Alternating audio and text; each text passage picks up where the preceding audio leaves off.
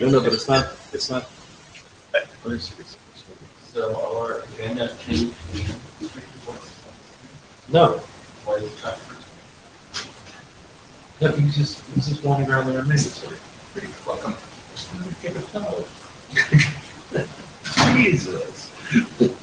Hey, man. Sign a blue sheet, sorry, they still. He's got one up there. There you go. Thank you. I'm sorry? You? Oh, God, yes. Yeah. You were all official. So for better or worse, there is no assumption that the working group ADs ever show up in a meeting. It is not automatic.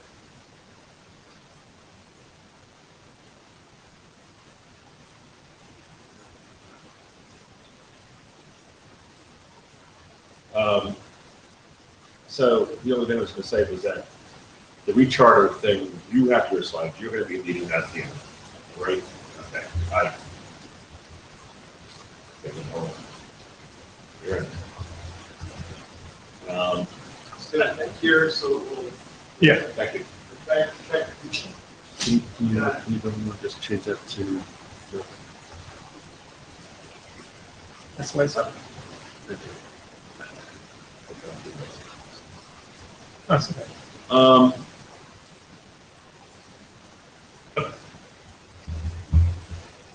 And then I have a set of slides from Tron on mixed steps. Where? It's not on here yet. That's why the bashing's about to occur. 20 minutes is too long for my flex files anyway, so You could edit live, right? yeah. Not there.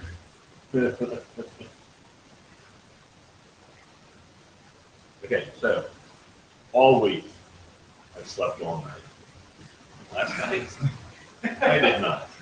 So everybody was like, speak slowly, we'll get through this.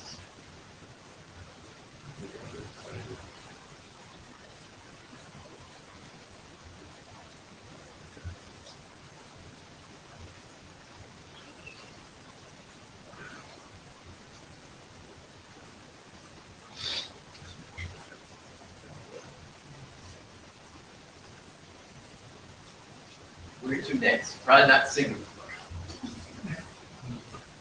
Huh? I'm on the road to nowhere, so you know. That's the title of the slide deck. So Where to next? sometimes I don't have a choice. They just arrive, the titles. Okay.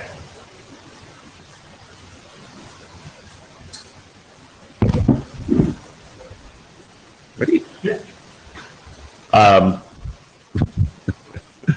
Good morning. Welcome to Prague. For anybody, I don't see anybody online at all. But welcome if you join later on. I am in the Jabber room, and let's start the meeting. I've already checked for the participants in the room. It's an unusual showing for NFSV4 for anybody out there in the listening to this, and I guess for the recording.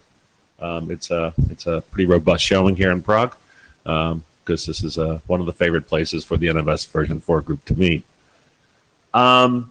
You got the blue sheets signed. I've seen that. We're going to bash the agenda quickly, and I have Tom Haynes up front here helping a lot, and he'll be doing the projections. So any additions to the agenda as seen? I assume this is being displayed.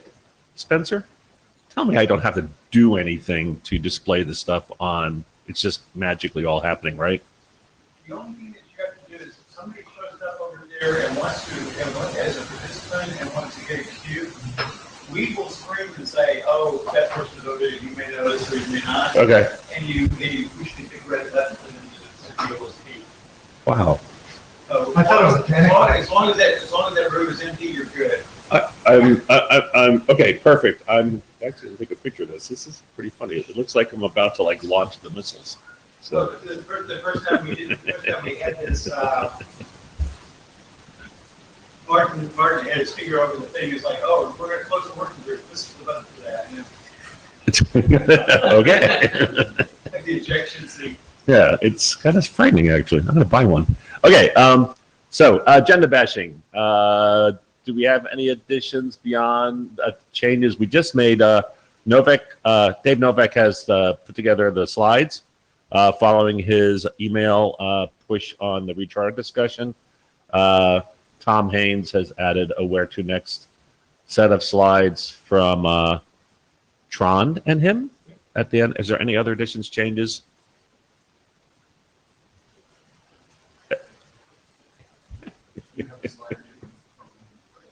Yeah, but I put them in my.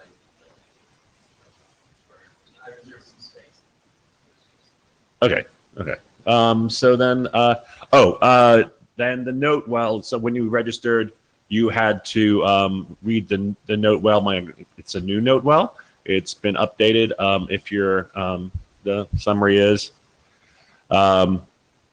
things we discuss here are essentially for use by the IETF. If you are aware of anything that is something that we should know about in terms of encumbrances and such regarding IP for any of the items under the discussion for the working group or within the documents, it's upon you to disclose them to the IETF, and then we figure out where to go from there. That's the gist of the note well, but if you'd like to read it again, please do at your leisure.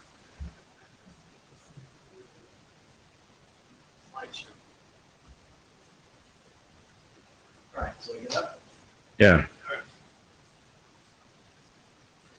Oh, no, slideshow and I move it, not you. Sorry, I'm talking to the computer. It sometimes works. And so as I think the previous one, if you stand in the pink box, you will it will work best for everybody. And then something comes down. Ah, It could be the only safe place to put it. probably, maybe. Okay, sure. Anyway, so this document has been in AD's watching for a long time, and now you'll have something to watch, I hope. All right. So I'm going to go over what's been happening up to version 12, the recent changes, the work that's in progress now, and the future documents that I expect to come out of it, and the next step. And then finally, there will be an end to this document. Migration, we don't know if it's 13 or 14 or 15, but then it will be over. Okay, let's go on. Okay, this document started in April 2012, and it was co-authored with Chuck, with Piyush Shivam, and Bill Baker.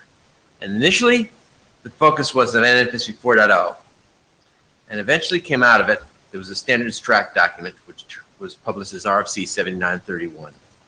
So after we published that RFC, the document needed to shift. So first of all, the V4.0 treatment, the number of revisions, I slowly moved from proposing things to recognize the fact that it actually happened and finally describe them. And also, there was a need to switch from V4.0 to V4, which I sort of put off for too long, but eventually we had to move to V4.1. All right, recently we've gotten more serious about V4.1 state migration. For a while, I'd been assuming that would be simple. We didn't have the problem with uniform and non-uniform client ID strings. So I said, oh, we don't have that, so it'll be easy. You remember that. I said, no, yeah, easy. And then Chuck tried some things, and we found out it wasn't so easy. So we had to confront some trunking discovery issues. Okay, the Oracle experiments showed there were more problems than I had thought. And also, at about the same times, we need to confront different sorts of trunking discovery issues for V4.0 and V4.1. And lately, it turned out those two things need to merge. Also, I need to deal with the interaction of migration and trunking, which are related. And as a result of that, with Dash 13, the document has a new title, which is NFSV4 Migration and Trunking, Implementation and Specification Issues. And if you want to read it, you can read it. So one of the big changes is there's a new focus on V4.1 state migration. So this is part of the results of issues discovered by the Oracle experiments. One, the confirmation status of transferred client IDs. And second of all, it was a seemingly minor change in that when we had created sequence returned SEEK4 status flags.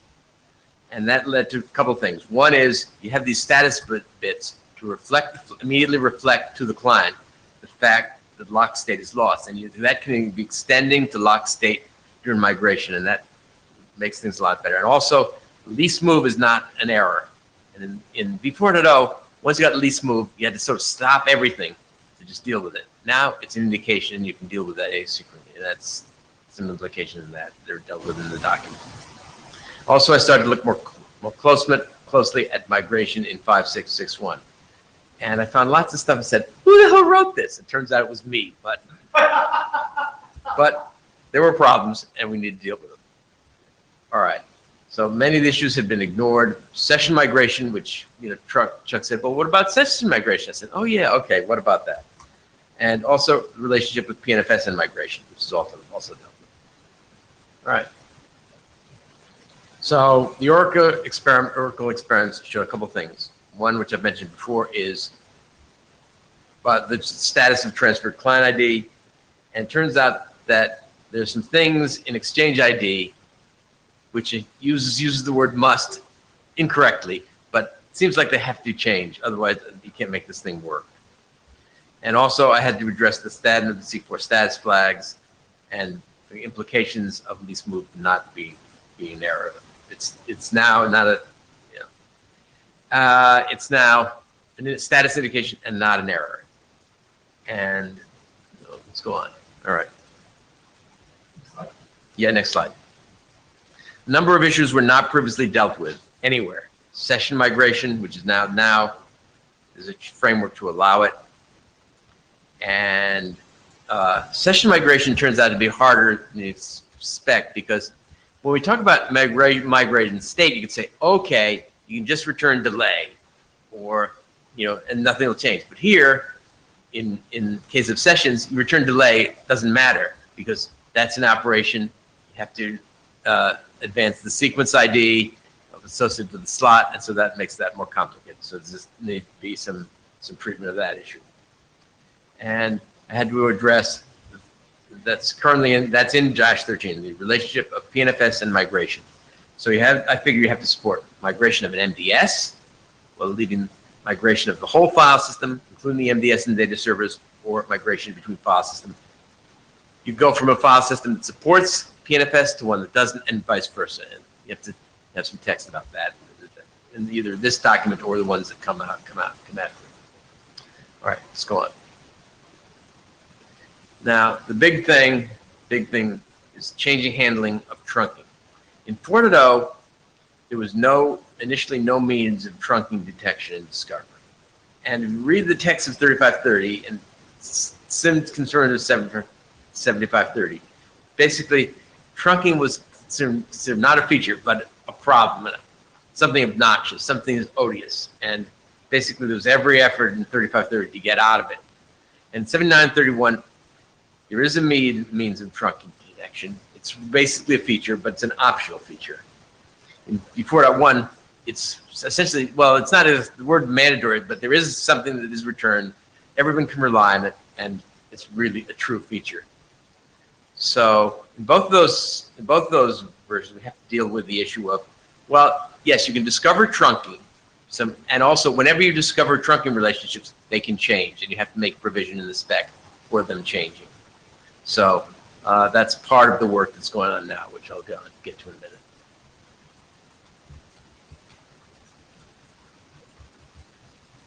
All right. What I'm working on now, I'm working in what's good. This is an intermediate slide between.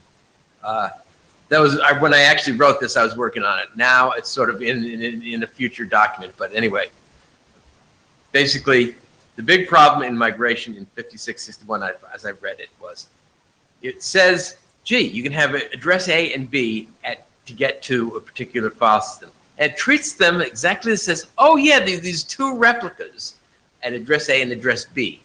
As a result, it obscures the fact that trunking is going on. It says, oh, there's these two replicas. on A and B, and magically they're coordinated. And it addressed trunking, but implicitly in a way that was very hard to do. And when I tried to pull those apart, I had to change a lot of things in the document, and that's what we'll be seeing in the subsequent slide. Also, as a result of that, there was confusion with other cases in which two different replicas, truly different replicas, were dealt with simultaneously. So we need to distinguish trunking from using two replicas simultaneously, and distinguish migration from switching network addresses without migration. And as a result, this was one of my big confusions when I wrote 556 was the treatment of server scope. I somehow assumed that if you share the same scope, you could somehow have some degree of ID sharing, and it turns out none of that happened. Basically, people who have the same server scope, they basically it's used as a qualification for server owner, and basically I rewrote that to reflect what implementations actually do, and I'd like people to read that and make sure that's conforms to what people actually do. And Make that in an email request. I will do that, yeah. All right. And then, of course, the big gap was, basically, while 7530 talked about transparent state migration and made some mistakes about it, 5661 didn't talk about transparent state migration really at all, essentially. And so I had to correct that. Let's go on now. So there are two future documents which are being prepared. I have some pre-draft. I'll submit them not sometime after IETF 99, probably not in this month, but soon thereafter. One is draft Adam NFSV4 MV0 trunking update. That'll address the 4.0 issues. Basically, it will provide trunking in a way that wasn't there. Basically, what happened is with 7931, we sort of we told you how to do trunking, but there was trunking detection without trunking discovery. And basically that fills that gap and integrates trunking with migration in a way that will also be done in 4.1, but they're different because in 4.0 it's an optional feature.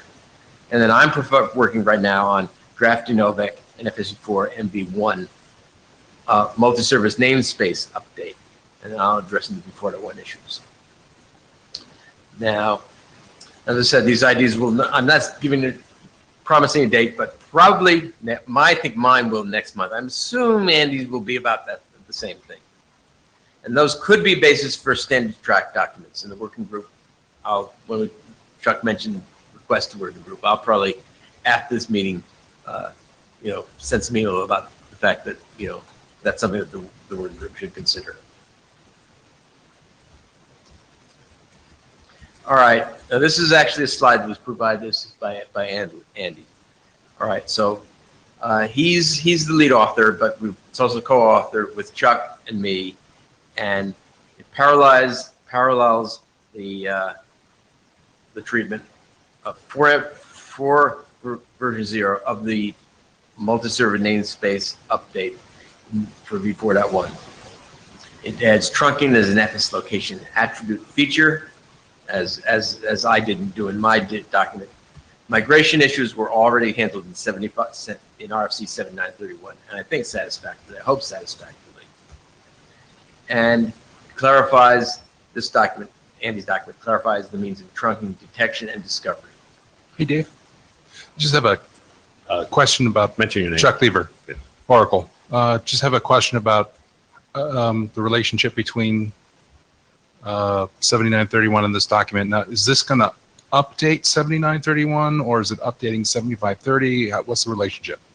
Well, I believe it will. Right now, it will update 7530. I think I've looked at this with Andy, and I think it will not need to update it because update 7931.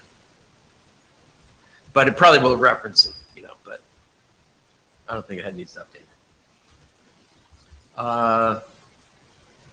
So the thing where it impinges on migration is the interaction of trunking with migration and replication. But I don't think that contradicts or modifies anything that's itself in 7931.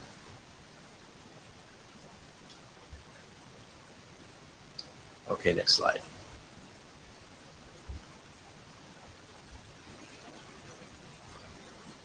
So, Andy's going to make a number of changes in Section 8 of 7530.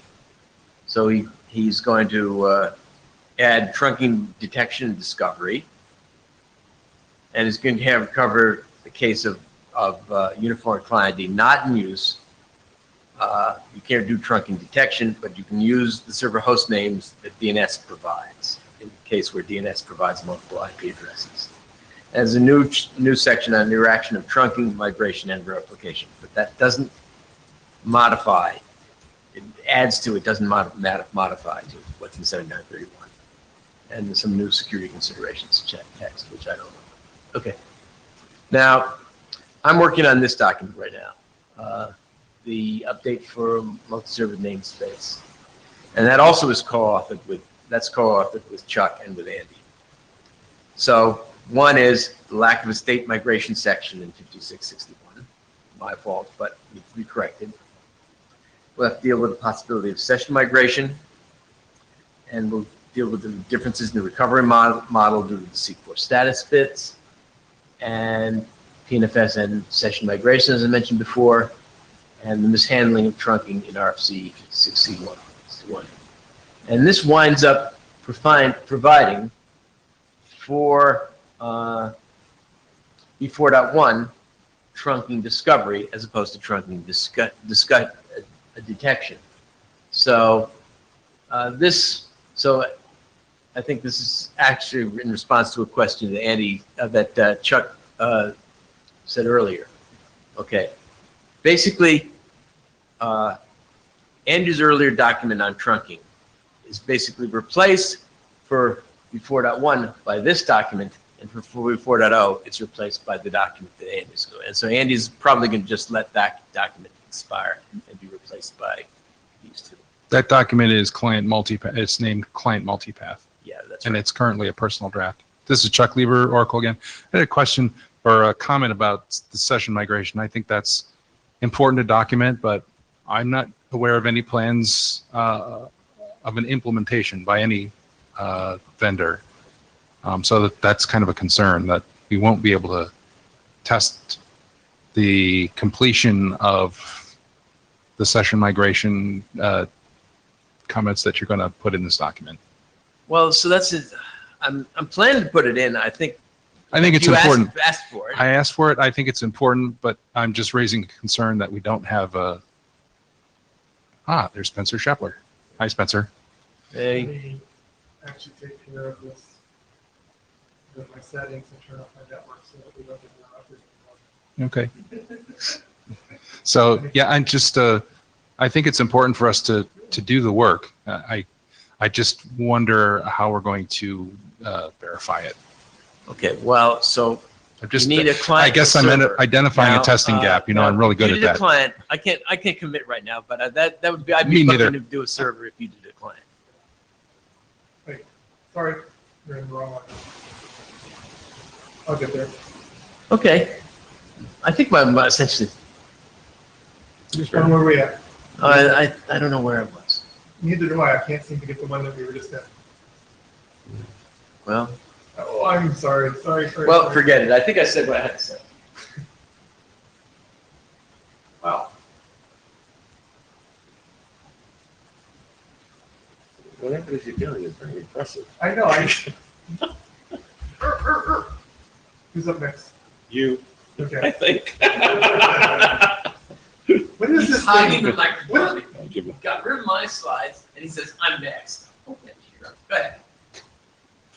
Flex files. Yeah. Got it? Slideshow.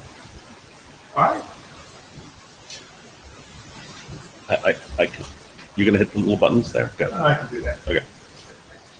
Stop. Just talk faster. Yeah.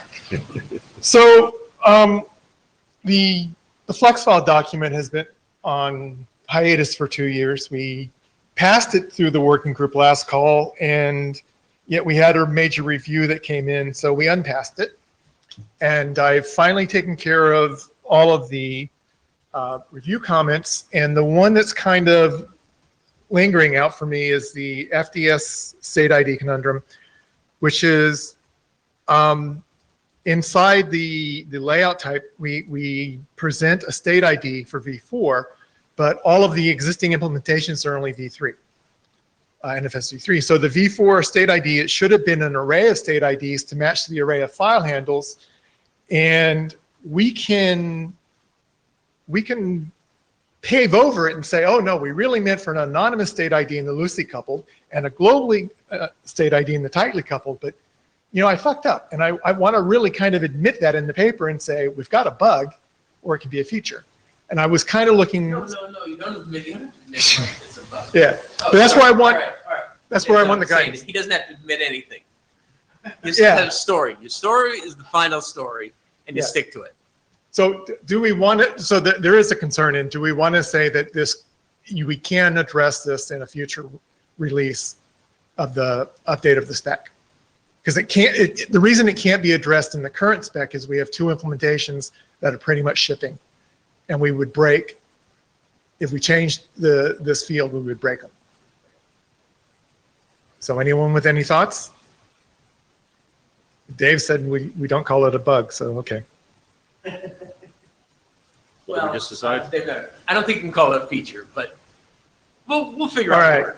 What- So Yeah, here's the source out. that's the one. Can you summarize what we just decided here? So we decided we're not going to call it a bug. We're going to sugarcoat it and say, under these models, this is the way you can treat the state ID. It's a quote feature. Yeah.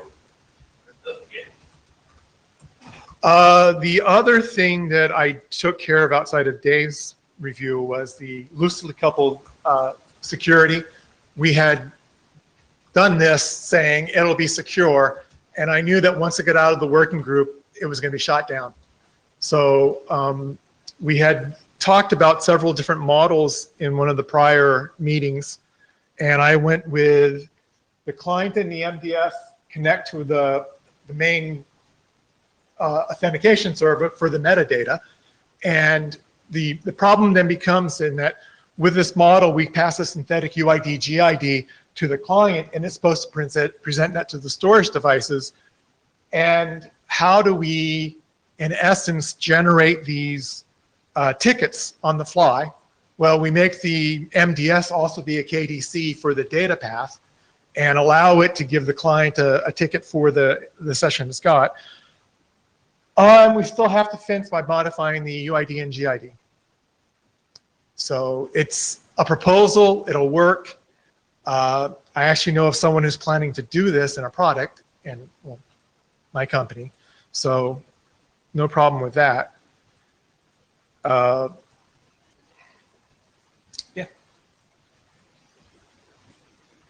And then the IANA considerations, we've had to pull out 2 things. We want to talk about the layout type. We already had that in place. And then in version 8 and 9 of the draft, we have recallable object types. And if you read 5661 carefully, you'll find one place where it says it's not a registry, and you'll find another place where it says it is a registry. One place doesn't allow for updates, the second place does. So I've decided to go with the second place that does allow it, and I've added a request for the layout min for the flex file and the layout max. But I also noticed in the 5661 where it didn't call for an update, it had some placeholders for temporary IDs to be used as an implementation, other layout min and other layout max. And so I'm going to ask IANA to also, I don't know how to get rid of that, to also add these 2 in. Talk Oh, never about mind. working code. That was Do bad. you That was a want bad idea. to know of actual uses of these types? No. Yeah, got it. Yeah, oh, shit. As long as you don't get the big floating box back. No, I'm not good enough with it. So no, Christoph, I don't know of anyone who's done an implementation. And then the other ask that came out was from Rick Mackelman, which was write one mirror. Basically, we have the FF flags for which are extensible, so we could make this change. We added a new flag, and so the client will write to one mirror, and that mirror will update all the remaining mirrors. It needs to, however, report any errors to the client, because the only way that the MDS is aware of an error on the storage device is from the client telling it. And then we also define the commit semantics for this functionality. And another, honestly, I don't know if he's going to implement this. When he asked me to do it, I was busy, I didn't do it. And then when I delivered it to him, he said, oh, I don't need it anymore. But maybe he'll go back to wanting it. So I don't have a slide on lessons learned, but lessons learned would be, I wish we hadn't talked at all about V4 as a storage device protocol. I'd rather talk about the things we're trying to implement, right? And I'd rather focus on having code that works and then having, you know, a standard that we can push at the same time. That's becoming my pet peeve. So going back to this slide, it's been in the working last call for a long time. We're at version 9 officially for this meeting. Actually, it's at 11 if you look at the changes made this week, and I could push a version 12 at any time. We need another review cycle, and I'd like to get it back into the last call. Right, and Spencer basically said to take the document you have now that addresses all of the Yes. issues that came up in the interim, and we'll push that for a working group last call when you are finished tomorrow. If there's no more comments from people, if you haven't signed the blue sheet, sign the blue sheet. That's how we keep our room. So yeah, push tomorrow. If there's no further comments from which if nobody in this room is doing it there. So, okay. Right, and then I don't have it here because I didn't think I was going to have it ready. I've also got the layout types document it went through the same conundrum, and it's also, as of like 6:30 this morning, because I was jet lagged, it's been updated for the review comments, and I'm going to also push it for working group last call. Questions, comments? I get to sit down? Yeah. No. You're the one feeding me bad wine.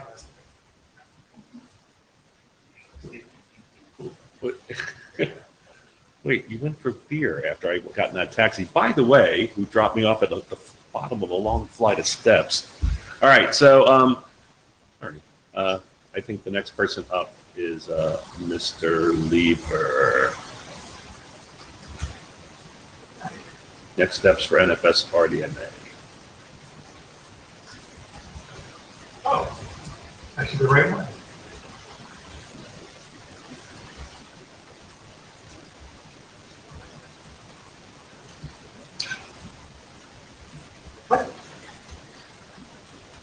If you click on the close button there, use full screen. Okay. How do you do that? I don't know. Please imagine.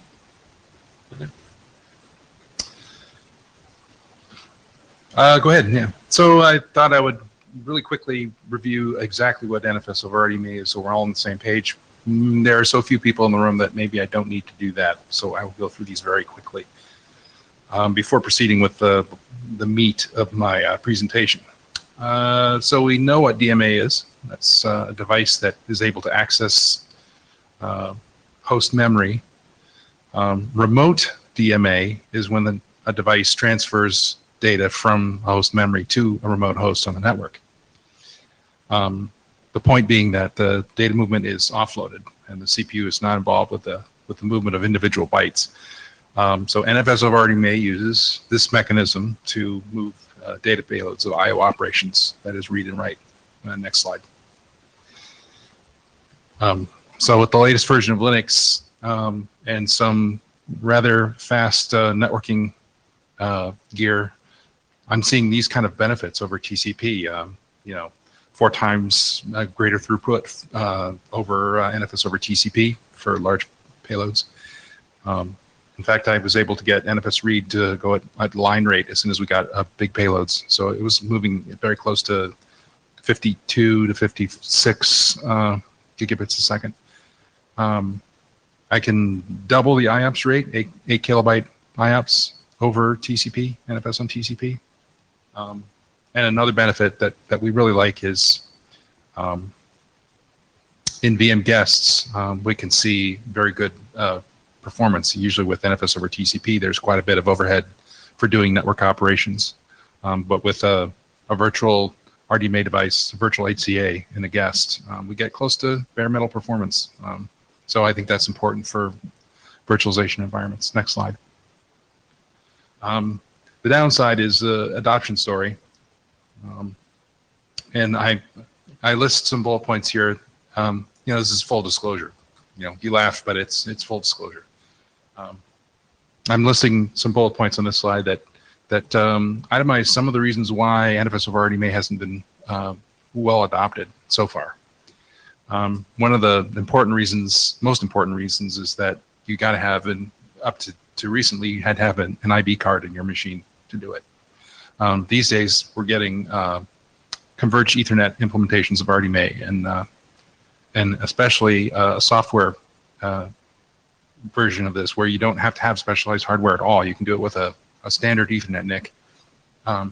We think that is going to be a good thing for virtualization environments where something like a simpler VMware arrangement might not have a physical HC in it, and so you can use soft Rocky in the guests to do RDMA on the standard virtualized Ethernet.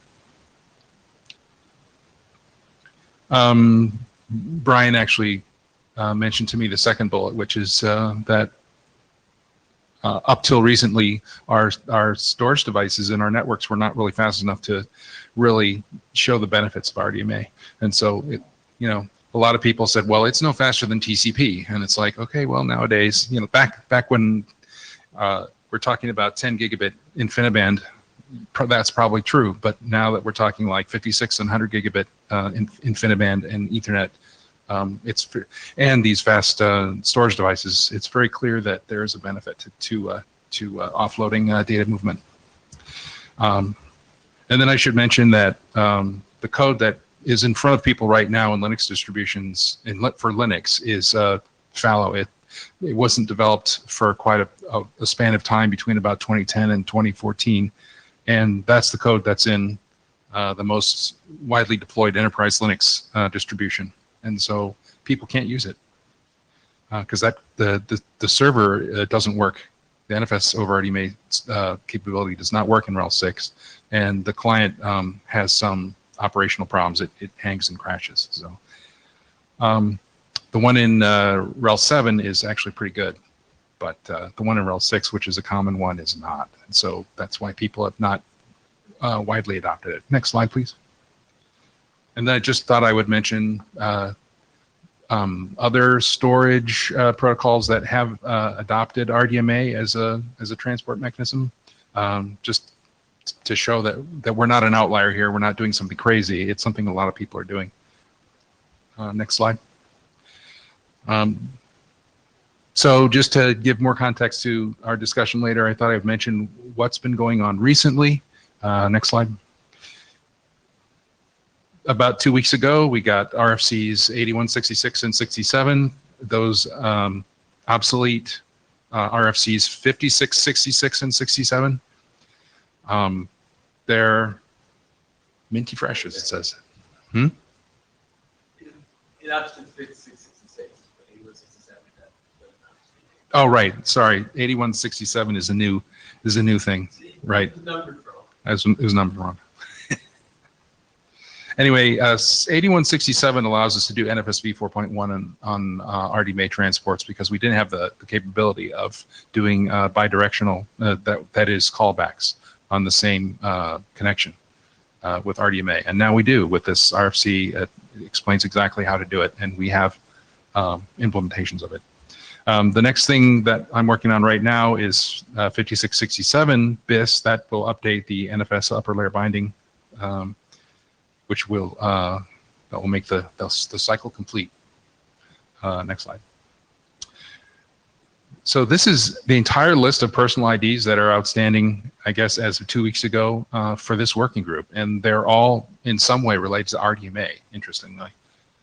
I thought I'd put this up here just to sort of summarize what the working group is up to. It's pretty much all focused on improving NFS over RDMA. Next slide. And then just to mention the implementation work that's been going on for the last 18 months or so. In Linux, we have NFSV 4.1 on RDMA now, thanks to the bidirectional RFC that I just mentioned. We also brought support for RPC sec to NFS over RDMA. Solaris had this for years, and now Linux does. We've been doing interoperability testing between these two implementations with a high degree of success. There are a couple of corner cases that are still not working. It's Tom Hayes trying to get it. What version of RPC? 2? 3? Whatever version that Linux supports. It's definitely 2. I don't know if Andy's got 3 in there, but if right now they're working on server-to-server copy NFSV 4.2, so I assume that he has V3 either implemented in prototype or actually in. Thanks. Yep. I also mentioned that there is experimental support for remote invalidation and large inline thresholds. In other words, the ability to send like very large NFSV 4.1 or 4.0 open and get adder and get ACL and things like that. Please use the mic. Okay, I did know a question.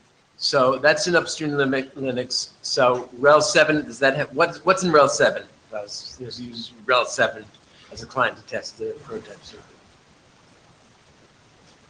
I don't work for Red Hat. I can't. I should. Don't see anybody who does it here. Right. You know. So I can't say with authority, and in fact, I don't even remember clearly. But I think 4.0. So they have patches up to upstream kernel 4.8 or 9 in RHEL 7.4, which means they should have NFSV 4.1 support. And we've been discussing support for Kerberos, Kerberized NFS over RDMA in their product. So they're interested in taking it. I'm not sure if they have yet. So either in the current 7.4 or in the next 7.5, I would expect to see it. I'm not interested in the remote validations. What about remote invalidation? Yeah, but that's it. I'll just ask them. I haven't looked. I don't know. I should also mention that I've been doing, thanks to some urging by Tom Haynes, I've been working on fixing the Wireshark dissector for RPC over RDMA, which was completely not working before. So it's at least functional now, and it passes RDMA frames to the RPC dissector appropriately. The one thing that it doesn't do right now is it does not handle chunks at all. So that's kind of the next thing that I need to fix, and I'm happy to accept volunteer contributions in this area to review them and encourage the Wireshark folks to take that work upstream. And then at the bottom, I mentioned that NFSV 4.1 on RDMA is prototyped in Solaris. It's not in a product yet, but it's there, and we interoperate with it. Linux interoperates with it. Next slide. Okay, so here's the beef. Next slide. I wanted to talk about where I see the sticky points are for NFS over RDMA in the coming 3 to 5 years. And probably the biggest primary issue that we face is the incredible advances in storage that we're seeing, basically the new storage class memory technologies. These things are 2 or 3 orders of magnitude, and I'm not exaggerating, faster than what we've had in the past. Even things like SATA SSD. So a primary consideration is that they're so fast that they're outpacing the ability for the NFS and RPC stack on the client to keep up with them.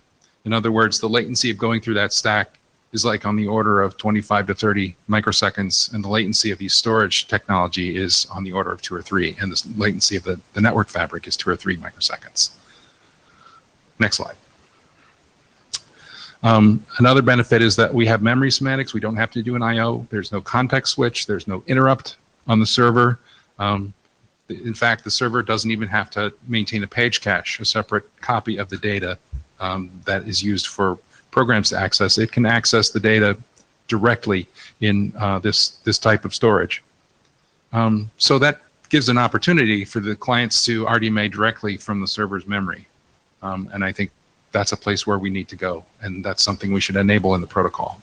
And I'll talk a little bit more later about how we might do that. Next slide. We've identified some issues with the protocol in terms of NFS server operation. That is the 2 bullets here. The first one is since the server drives RDMA reads and writes, write comes from an RPC reply, but read is done when a large call is made. And the call is made from the client. The server has to read the data to the server, and then it can operate on it. So there's an extra round trip in there that it's not so bad for large payloads, but it is somewhat onerous for moderate payloads like 8 kilobytes or 16 kilobytes. So we'd like to do something about that. And the other problem is that the RPC over RDMA was architected so that during the XDR parsing of an RPC call, RDMA reads could be done to pull the data over. The problem is, if you want to identify what memory you want to read into, the best thing to do is wait until you've actually parsed the NFS file handle. And that's not done in the XDR layer. It's done up in the top layer of the NFS server, figuring out what file system it goes in, what inode it goes with. So at that point, you can actually pick the pages that you do the RDMA read into to eliminate another data copy. So I think we don't have any implementations that do this. It might be possible with Linux, and I'm looking at that right now. And I'm not sure whether that's going to be a protocol issue or an implementation issue. We'll see. Next slide. There are some significant client operational issues that are the result of the protocol. One is that we've got a problem handling POSIX signals. When a signal happens, like for example, user does a Control-C, the RPC that is going at the time has to be terminated, and that is we require that the client invalidates the write chunks that are associated with that RPC, which makes them inaccessible to the server. But the server doesn't know the RPC was canceled, so it will eventually try to write into those chunks. And when it does that, it will get a remote access error, and probably the connection will be lost. So that's kind of catastrophic. We don't want Control-C to cause that kind of interruption in service. Certainly, it's quick to recover from that, but there are other consequences to losing a connection that it's just not desirable. So we'd like to have some way of terminating RPCs in a way that the server isn't going to cause the connection to drop next time it tries to reply.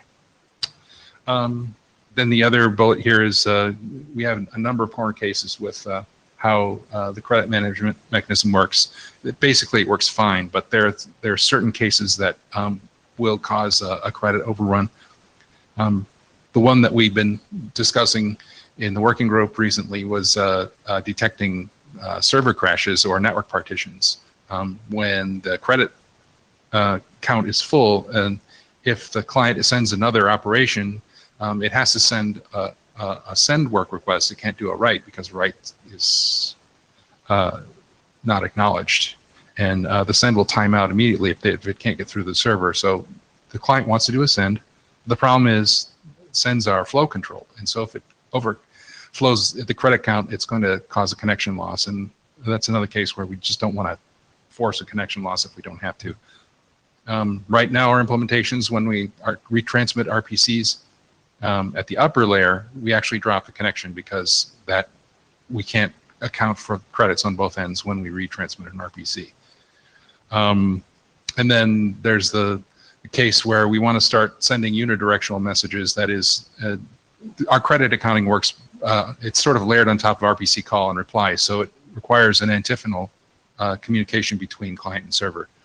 The client does a request, how many credits do I have? The server replies with a grant. And so it's a two-way thing. And if we want to do unidirectional messages, for example, control messages in the transport itself that are not associated with an RPC, then we have to have some mechanism for managing credits in that case. Next slide. A number of security issues have been pointed out to me. Probably the most important one is the second bullet. We don't have, the transport headers are completely in the clear on the fabric. And there's no integrity checking, not that there needs to be with InfiniBand, but maybe there needs to be with Rocky. Rocky V2 is routed, and so I think that it becomes more and more important to at least protect the integrity of the transport headers and probably also the confidentiality, make them private. So I think we need to consider that with the next version of RPC over RDMA. Next slide. We've been talking about a number of ways to expand the set of error codes that is in the base transport protocol so that the two sides can recover a little more facilely from various problems that arise. I think one of the interesting ones that we encountered as we were finishing up NFS over RDMA, upper layer binding, RFC 5667 BIS, was the ability for the two sides to figure out if they'd actually sent more chunks. If the client sends more chunks than the server can handle, there's really no way in the current transport protocol to report that and to have the client, oh, well, maybe I should simplify my request and try it again. It can't do that right now. I think a next version of RPC over RDMA might propose a broader variety of error codes, some of which are listed on this slide. Next slide, please. I also posted a personal draft that describes how we might get rid of reply size estimation. The client has to estimate the memory resources required, the largest size of memory buffer needed before it sends an RPC call. It has to allocate those in advance, and so it has to estimate how much might be needed. And sometimes it can't do that. There's just the protocol, the upper layer protocol doesn't give it a way of saying, well, it's going to be this big. So what if we got rid of reply size estimation so that the client didn't have to do that? Well, the way to do that is to make a mechanism that the server can use to put up the reply and tell the client how big it is and let the client read it with RDMA. So I propose that in another internet draft. Next slide. There are a couple of other things that we were thinking about with RPC over RDMA version 2. The key one, I think, is being able to extend the transport protocol, because we obviously aren't going to be able to think of everything it needs to do today. So Dave's written a couple of IDs on that, and those are available for people to look at. Next slide. So how do we put these, how do we realize these dreams and aspirations? Next slide. So what I've done is I've broken up the set of work that we probably have to do into 3 groupings. These are kind of orthogonal with each other. We can do all 3 of them. We can do a combination, or we can do none of them. So let me walk through them. So the first one is to focus on upper layer work only and not focus on RPC over RDMA at all. So that would be some of Christoph's work with PNFS. I was hoping that we could expand the ability for the NFS client to handle multiple connections easily, and that would be the trunking and trunking work that Andy and Dave are helping out with. So as I said, that would involve absolutely no work with RDMA itself, except for, I mean, the RPC over RDMA transport protocol. Next slide. The second sort of orthogonal direction is continuing to incrementally improve RPC over RDMA version 1. The big piece of work there would be giving us the ability to negotiate new features. We had a proposal on the table to do that, actually maybe more than one, and there's been an objection to that proposal that we need to discuss. But that's kind of where that is now. I've got actually a new version of CM private message, but I'd already renamed it, assuming it would become a working group document, which we don't have agreement on yet. So that's just sort of waiting in dry dock at the moment. Next slide. Then grouping 3 would be to pursue deeper changes to the protocol, and that would require a version bump. Final slide. So those are the 3 directions. Are there any other directions people can think of that we might want to go with this? Are these interesting to people to continue pursuing? Which ones might not be interesting? This is the group discussion part of the talk. You're all good. All good. The chair's comfortable with that? That everybody just committed to working on all of this. Yes. Yeah, I'm comfortable with that. I'm So- working on one of them. I'm working on 2 of them, really. Okay. Anyone else wants to have another one, they can too. Yes. So, call me unimaginative, but I think probably take it to the mail list with a slight priority item, because you mentioned a bunch of things, the things that I'm concerned about.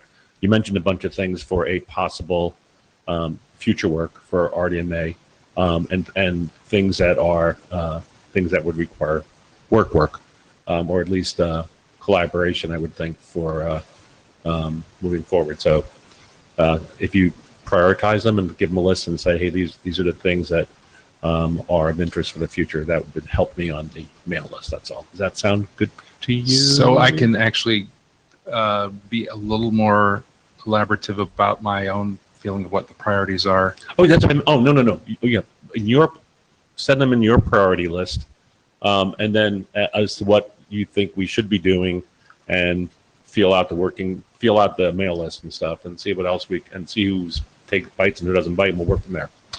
Okay. Okay. So you're comfortable with the way I'm framing this? Yeah, I'm comfortable with it, and everybody else in the room seems comfortable with it. Yeah, and Okay. I'm noticing that there's not a lot of remote participants and stuff. That's why I'm saying put it to the mail list. Sure. Some people don't like to get money. Yeah, I know. It's a bad time. Yeah, but I mean, if we look at what's The going chair on- recognizes Christoph Hellwig. Yeah, hello. I mean, looking at what's going on right now, I think there's just plenty of reasonably low-hanging fruit in the implementations. And of course, as part of that, we will find all kinds of minor protocol issues that should be errata or the BIS document you just published. So I think there's plenty of work to do there, and that work should give us ideas of where to go to for version 2 once we're ready for that.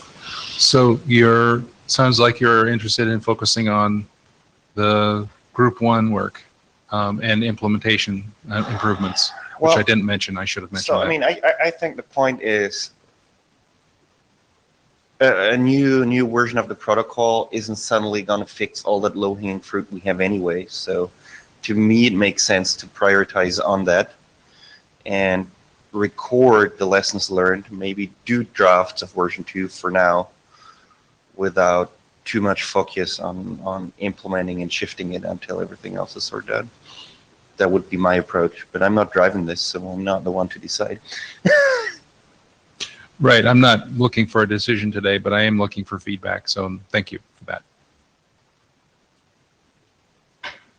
Yeah, I mean, I tend to agree that there's a lot of room for improvement in the implementations. As I said, there was a long fallow period, and I think that affected more than just the Linux implementation, during which we could have been improving the implementations and finding these problems, and that we just weren't because nobody was working on it. And now we're coming back to it, and and the other pieces, the ecosystem has been improving as well and changing. And there's a lot of work to do there. I don't think we've hit the limits of RPC over already made version 1 yet. Okay. All right. Thank you, Chuck. Mr. Helwig. Which one do you want first? Let's start with the one that's nice and simple, short. All right, so another little status update on the NVMe mapping for the SCSI layout. So I talked a little bit about this last year when I had the first draft out a couple of weeks ago or months, but now I don't know. I did a second version of that after some feedback from Dave Black. And not much changed. There was a couple smaller updates. The biggest visible change is, I think, that the SCSI layout draft finally got published as RFC 8154. So at least our dependency is stable now. It took a year to get through the IETF. It took forever, yeah.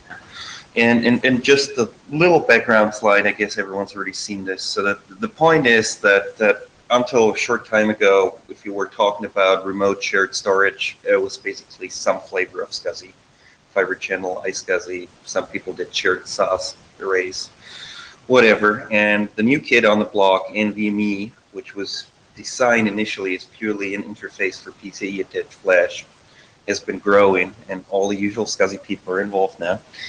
And there is multi-initiator in SCSI terms, which is multiple hosts, and NVMe terms. And it has a copy of SCSI persistent reservation, similar device identification, yada, yada, yada, yada.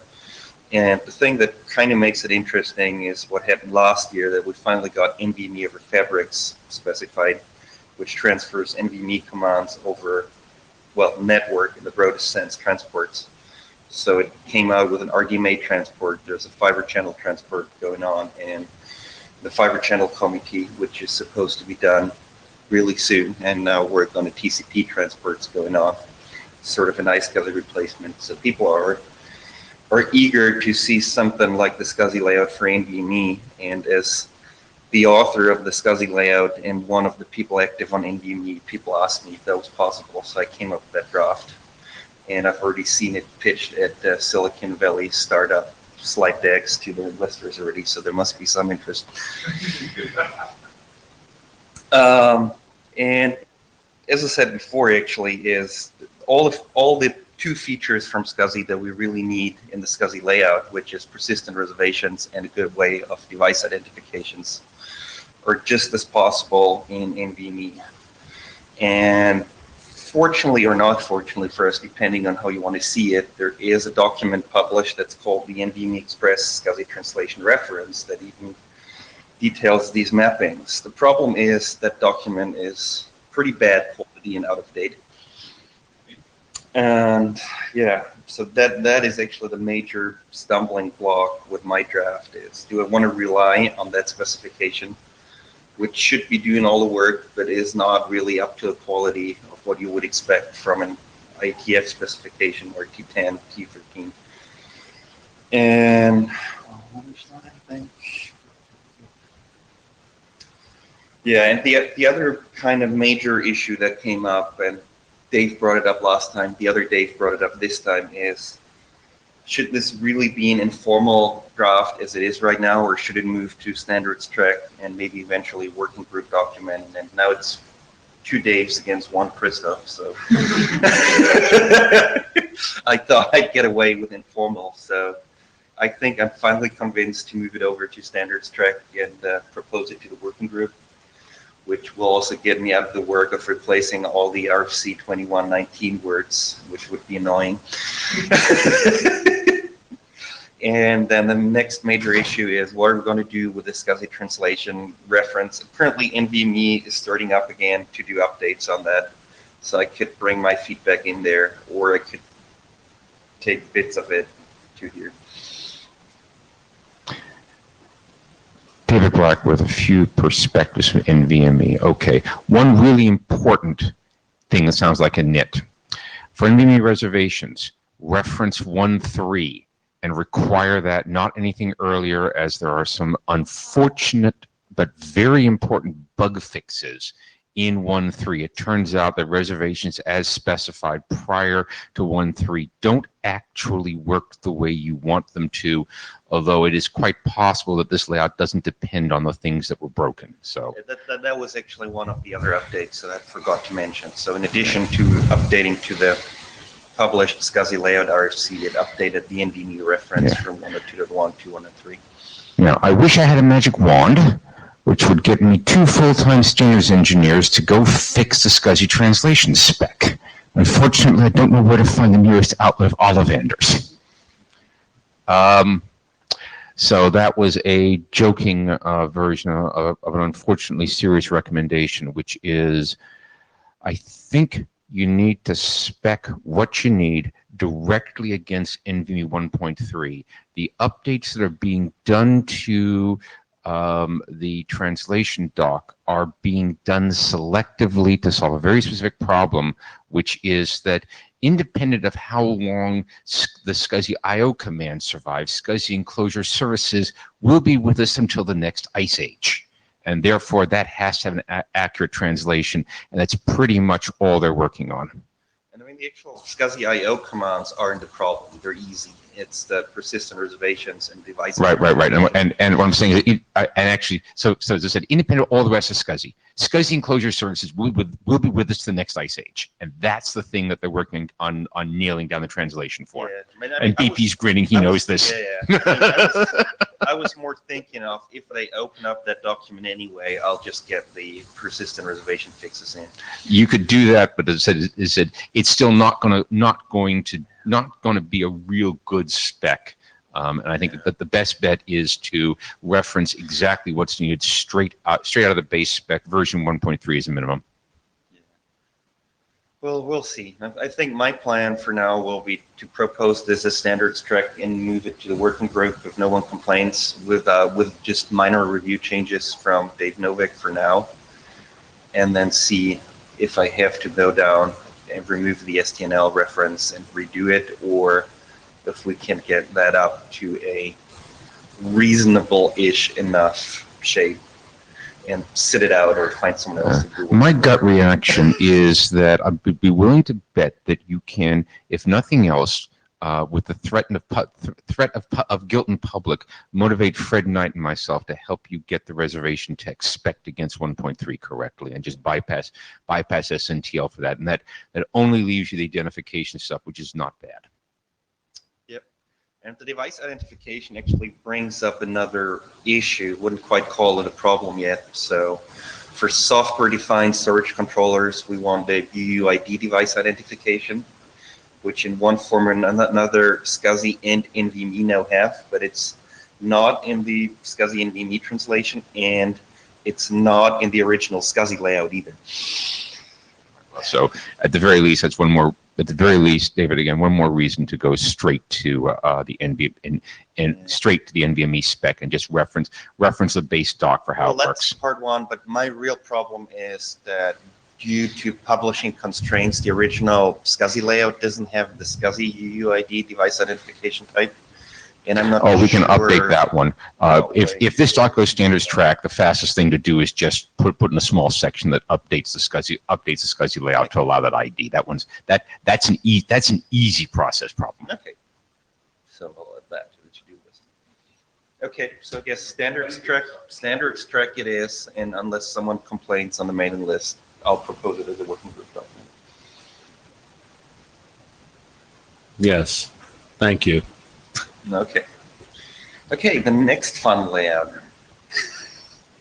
So the PNFS RDMA layout, that's what it's called in my personal draft, and I was expecting people to ask me to rename it to persistent memory layout, but I haven't heard that request yet, so. Hey, rename it persistent. Yeah, do that. Rename it.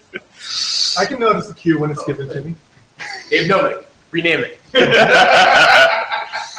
Well, and that will bring me up to my argument that for this layout, the only thing we need is some form of byte addressable storage. It doesn't have to be persistent memory in the classical sense, and I'll go back to that later. So the whole idea of this layout is that on our server side, in the broadest sense, it could be the MDS, it could actually be separate data servers that drive the HCAs. We have byte addressable storage. In the broader sense, we can turn the RDMA model that all the RDMA storage protocols use, where the client registers the memory, sends the handles and the instructions of what to do to the server side, and then the server side does the RDMA read and write operations upside down. Because now we have byte addressable storage on the server, we can do memory registrations on the server that could be long living so that they're out of the performance path. And if you look at RDMA performance numbers on fast protocols, memory registration overhead actually is the biggest overhead in the whole I/O sequence. And then the client, instead of the server, does the actual RDMA read and write operations on the handle it got from the server. And if we look at how this fits into a PNFS layout model, we first start with what is our PNFS device, device header 4. And this is actually where my current draft is still the murkiest of the whole thing, because I just had a hack in my prototype. We need to come up with something we can standardize.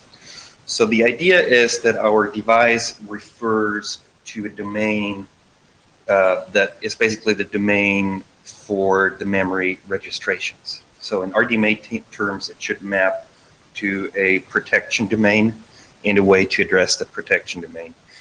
Depending on the implementations, that protection domain might also be per RDMA queue pair or not. We can figure that out.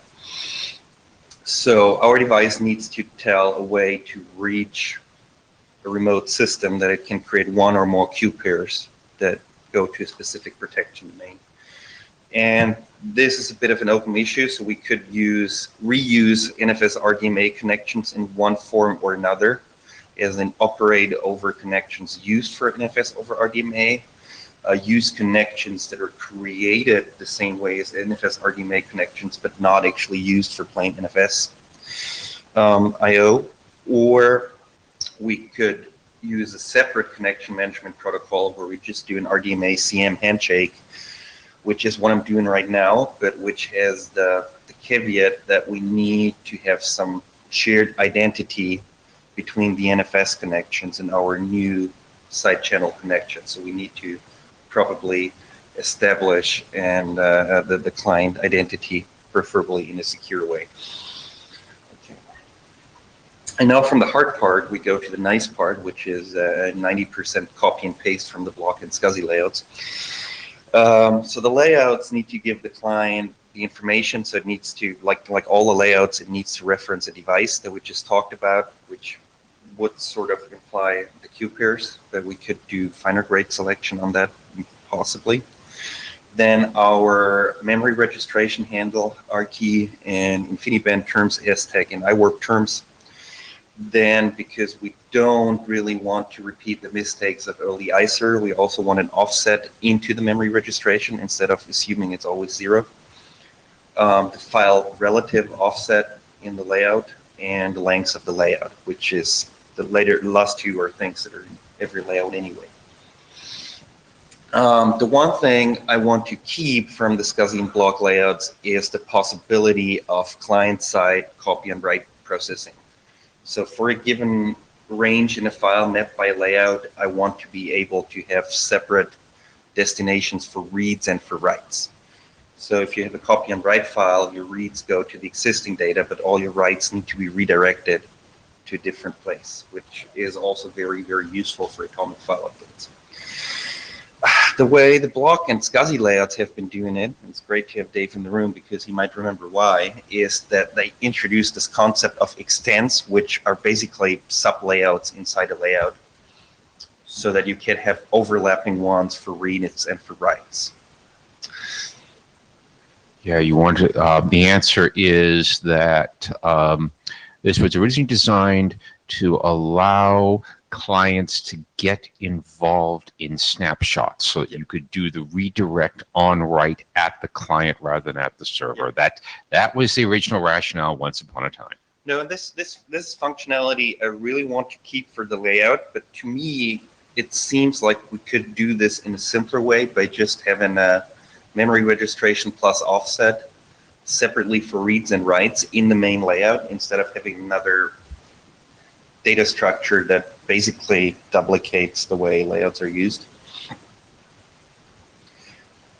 And this is already something I asked myself when doing the block layout work.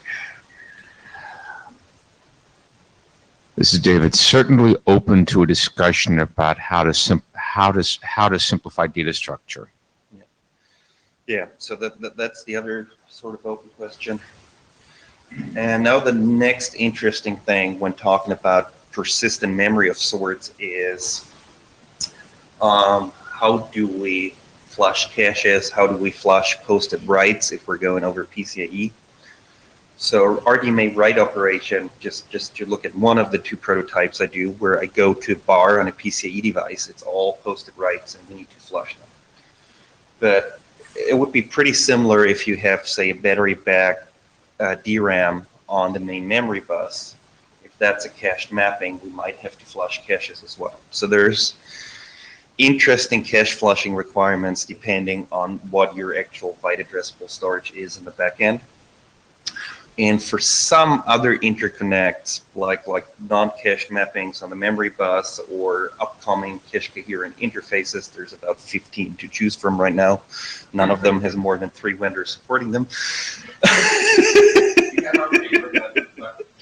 And for those, we might be in a lucky place where we don't really have to do any explicit flushing at all. So, do you want to go back to the previous slide? No, go to the next slide. Okay. Your very last bullet just states Yeah. what I care about. So right now what we're doing in SCSI and block layout is that cache flushing, if required, has to be done by layout commit, and every write is followed by a layout commit eventually. The flex files people realize that this creates a nasty bottleneck because now every write eventually needs to go through the MDS at layout commit time. And if you're doing synchronous I/O, which people like persistent memory for, that means for every round trip, you have another round trip to the MDS. So what we want to do is do the same trick that Flex Files did, is make the layout commit optional. So if we know we don't have to flush at all, there doesn't have to be a layout commit or any commit. And if we get a transport that supports the RDMA native flush operation, so there was some talk of it. Currently work is going on in the IBTA, but they're a closed organization, so I don't know the details. And Well, what matters, this is David, IBTA will do what IBTA does. The crucial question here is what's going to land in the verbs, and when are the verbs going, and when is the verb for flush going to be supported across all the usual suspects? Yep. And I don't have visibility. Does anybody have visibility into what's going on with the fabrics verbs stuff? Okay. Any news on the rumor on the in progress flush verb? I don't have dates, but they're having very substantial technical conversations about exactly how it's going to work, and all the right people are involved. Right, and I expect some of this will be very soon. right, and and this is David. That bottom bullet is exactly where this wants to land, which is if you're doing a write over RDMA, you want to issue an RDMA flush, and at that point we're back to NFS like write persistence behavior. Yep. I think that's one of the main benefits for using this particular But the point is we actually need all 3 options, right? We need the option to layout commit, we need the option to flush, and we need the option to do nothing. Because if you're doing things like the copy and write processing I did earlier, or hole filling, same way as block does it, we will need the layout commit eventually, because that's something you will need the MDS involved with to manage the files to metadata. So basically for every layout we hand out, we need to tell the client on a per layout basis what sort of flush or commit is required. Well, for extent. Well, I want to get rid of the extents, but if we keep the extents, it should probably be pretty extent, yeah. Okay, so I think, yeah, this is just summary of open issues, which there are a lot of. So connection model, connection management, do we need the extents? How do we support our DMA level flush, especially at a point where we don't know how it's going to look like yet. So hopefully we'll have it before making too much progress on it. And the other thing is, what kind of hints do we need to tell the client how to manage the layouts? And this is kind of depends on how expensive it is to get the layout. So right now we were just talking about what people traditionally call persistent memory. So your memory is always byte addressable and just there, and we get a memory registration to it, which is way more expensive than I/O, but not crazy expensive.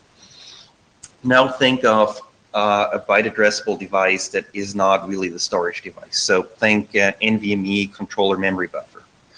So if we have a model where each client has its own region in an NVMe controller memory buffer, so it's just a PCIe bar that's not persistent by itself. So when we give out a read layout, basically we need to do an NVMe read into its own controller memory buffer, which is actual I/O at layout get time, very fast I/O because it doesn't go over a PCIe bus, but we still have to do it. And in that case, we want the client to get as big as possible layouts and don't just do like the current way. Things like the Linux clients get layouts just when they need it and keep forgetting them. Similar on the commit side is like we could do all this I/O into a CMB and then our layout commit operation, or possibly even RDMA flush, would issue the actual I/O to write it back to the backing device, which for some future memory technology devices might be the right thing to do in an asymmetric way. So your reads are normal byte addressable reads, but your writes might have explicit commit semantics, and that would fit in very well with this model too. But do we need more hints to the client of what underlying model we're using and how the layout management might be influenced by that? And I think that's it.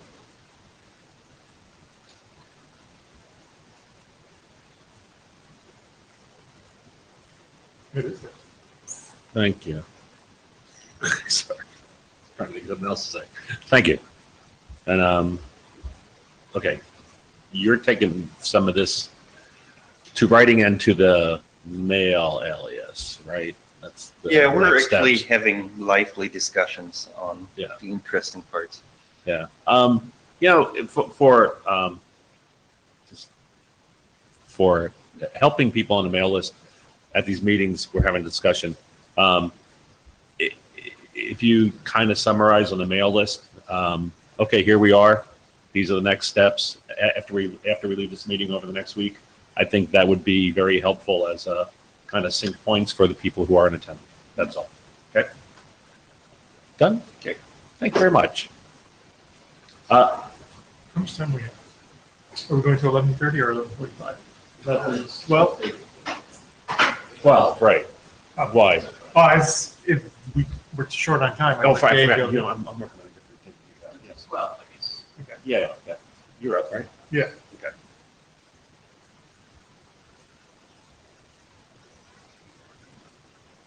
Okay.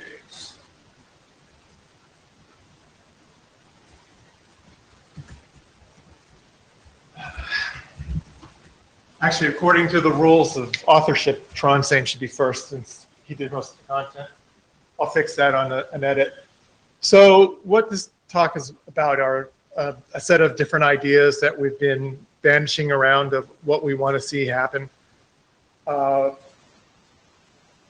for example, scale out and replication, we want to, I'm going to be blunt, I'm going to read from these slides that I got them this morning after breakfast. And so, you know, that, yeah. We want to be able to replicate data when using a loosely coupled flex file system. And let's see it. So what we want to be able to do is when we migrate data, we want to be able to have the client tell us, or to tell a data replicator what has been moved already, such that the data replicator doesn't have to move what the client has been writing.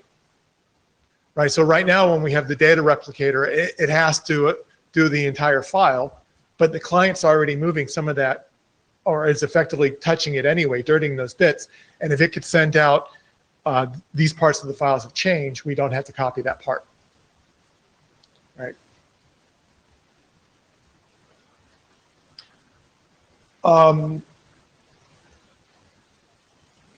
So there's 2 points in here for service of quality of service. We want to be able to do QoS.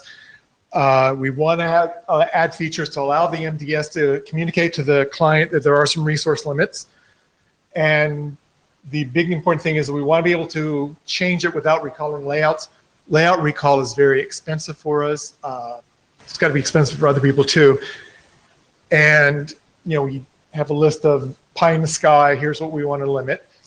The second point on here is we have the problem of snapshotting with flex files when you don't have a control protocol to the storage device. So if you want to take a consistent snapshot, you have to basically ask the client to stop the writes so that it will queue them up in memory so that you can have a consistent view across the multiple storage devices. And so that's one of the things we're looking at pulling into the working group.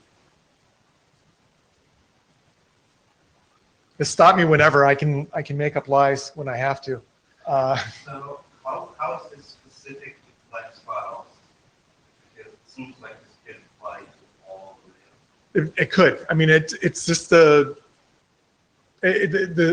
specific part of flex files is you have to address it through quiescing the client, whereas with other ones you can do it with pausing the I/O on the storage device itself. Right, so a clustered file system like, say, ONTAP can tell the storage device, now's the perfect time to take a consistent view because it has the back channel.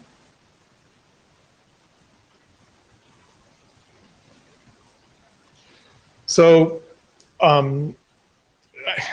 be more blunt, I can spell VSOC.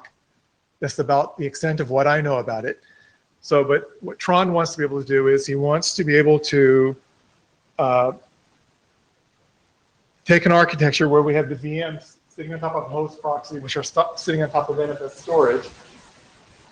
And the host is insulating the client from the details of the protocol. And then we want to be able to migrate the VM from one host proxy to another host proxy. And we want to do it transparently. So what are the issues that occur with this? By the way, I think you should explain VSOC for the group. So okay, Christoph, please explain VSOC for the room because I just said I can spell it. I didn't say I could. No, I can't spell it evidently because I went with an F, not with a V. So, Christoph, can you help out? You put me on the spot, I put you on the spot. Well, I don't know it too well either. That's why I wanted to trick you into it. But it's apparently a new local hypervisor to VM or VM to VM protocol, originally designed by VMware, picked up by some Linux people, and they've done an NFS transport over it that's not specified anywhere, which, by the way, should really be a document in the working group. I've said it for years. And that's about as much as I know of it. Chuck, you know more? Please, Chuck.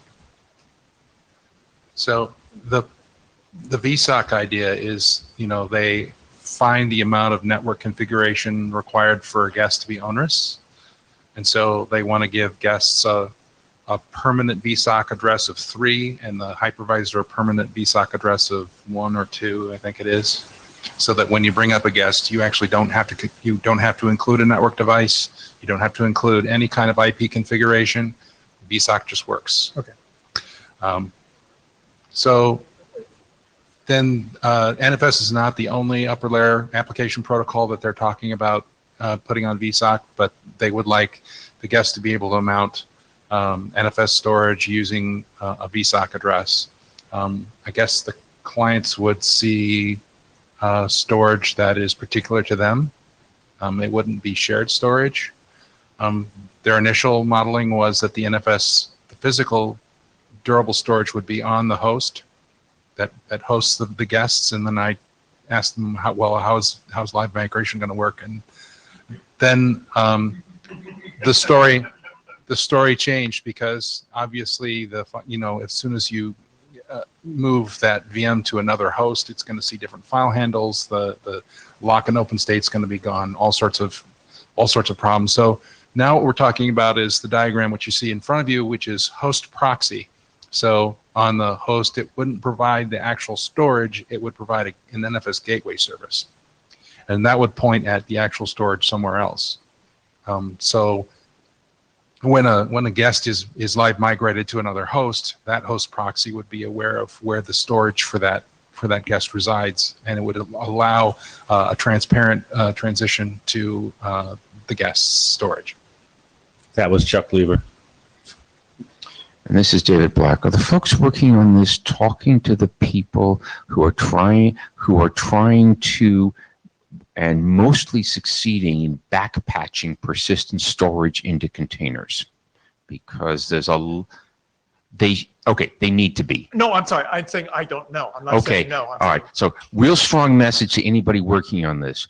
Go talk to the container folks, because they've been fighting the problem that is being created here for a number of years, and have made some amount of progress on it. It'd be a shame to have two different solution frameworks for it. In essence, when containers start out, they have a variant of this problem, in that if you shut in that it's not a live migration problem, it's a shutdown and restart problem. You shut the container down on host A and restart it on host B.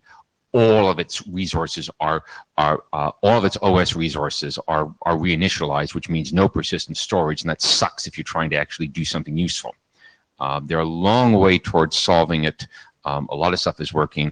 There's almost certainly some lessons we learned here, and if that framework can be reused as opposed to be reinvented, that'd be even better. Okay.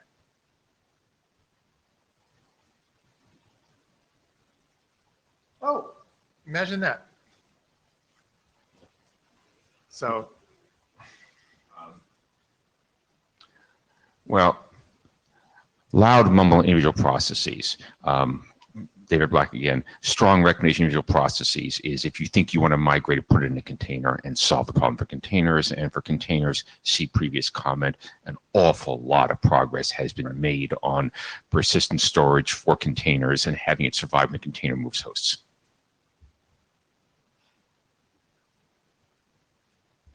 So again, the thing that Tron's concerned about is migrating the file in a lock state and the conditions. Chuck Lieber, before we move on, I think what we need to have clarified here is exactly how the current transparent state migration capabilities in NFS do not work in these scenarios.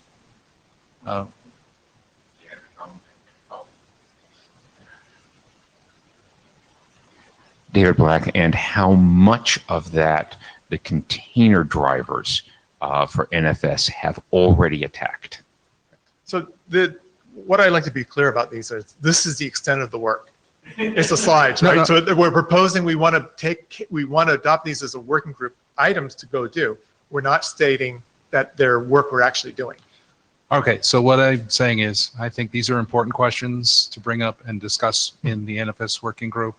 So I'm just asking to go back and, to clarify exactly what is not working. Mm-hmm. This is something we need to do. Okay. I won't remember that, so please remind me. Right. David Black in particular, two people to go look for, and I don't know who they are. And if I'm lucky, Christoph knows, but I might not get lucky.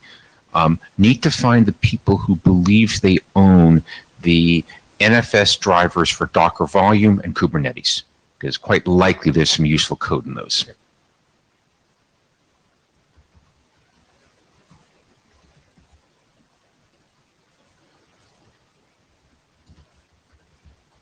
So some miscellaneous, when we have an open, it returns either an open state ID or an open state ID and a delegation. Why do we need both? So just add an open flag to specify like a delegation or an open state ID if the delegation is not available. Right, it's just an optimization. Reader really, really hates it. I really hate it every time I implement it because you've got to keep track of the cookies are persistent. Yeah, I just fought that a year ago. It's fresh. Atomic Intent support. Tom? Chuck Lever, with regard to Reader, do we have any practical alternative mechanisms proposed? No, I don't. I think we have. recognize that's a deep problem, so I'm just wondering. Yeah, again, we're just listing the problems we are thinking about Thank you. tackling.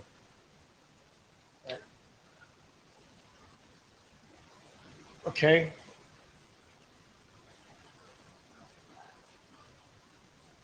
So we also want to, I know Chuck, we were talking about this last time we met. We want to add into some annotations to the RPC layer, tracing support. So in doing supportability, you want to take an event generated up in the client or in the application down to the client over to the. Can I interrupt just for the record, because you're like reminding me of stuff from the 1980s. So the reason Reader is the way it is because to make it other than that is really frigging hard. Would require, and to make it stateful is a shared metadata, state sharing across all of the clients, and that therein lies insanity. So that's the reason there was no obvious answer to the stateless solution of Reader. It was always sort of right. But you were wearing parachute pants back then, so. No, man. They don't think they had parachute pants back then, did they? Okay. All right. Just for the record. Yeah. So again, with the tracing, we want to be able to trace an event all the way from the client into the server and all the way back out. Right now, in primary data's model, we have to take the XID and as it comes across and try and trace that through the data layer. We'd like to get just a more significant ID.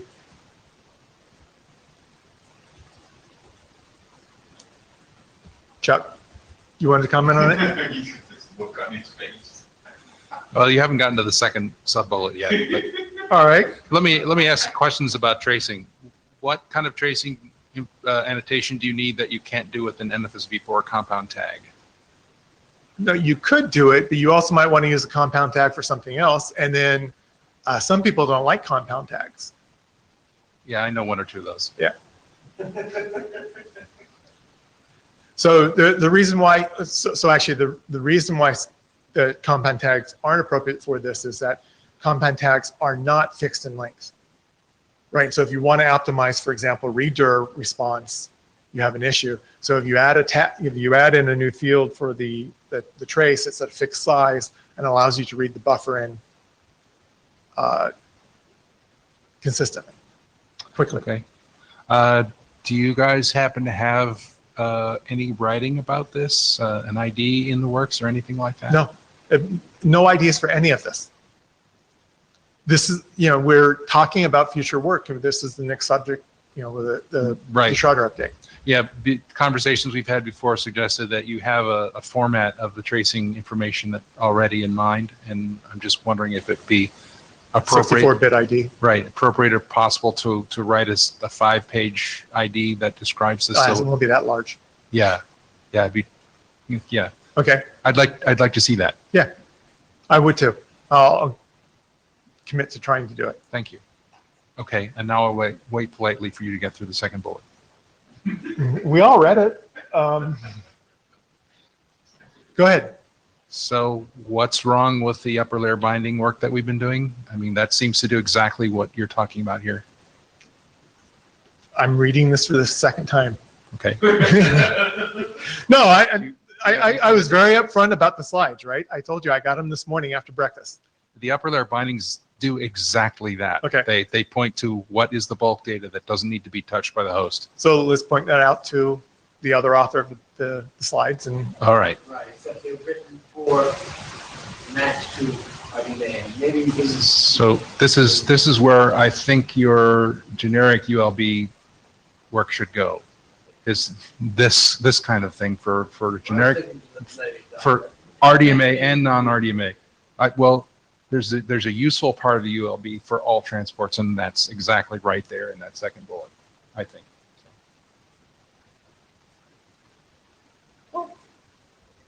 There's no nix. And she says, where net? I don't understand that. I typed it. David Black was going to say, I like the typo in the slide footer that made it through the spell checker, Oh, that was me. or typing. Thinko. Can you go back to the previous slide? Which kind of helmet or fan?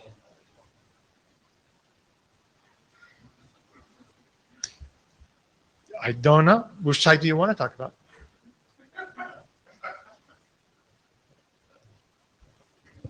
Just Okay. We're okay. We're okay. I just want to say, Tom, thanks for putting up with our oh, no heckling. problem. But I think these are all important issues, and I'd like to see some progress on them. Right, and so actually the point I wanted was I wanted the slides available so that we could start discussing them in the working group, right? I mean, that's at least a kickoff. Thank you. Thank you. Mr. Novak is up. Okay.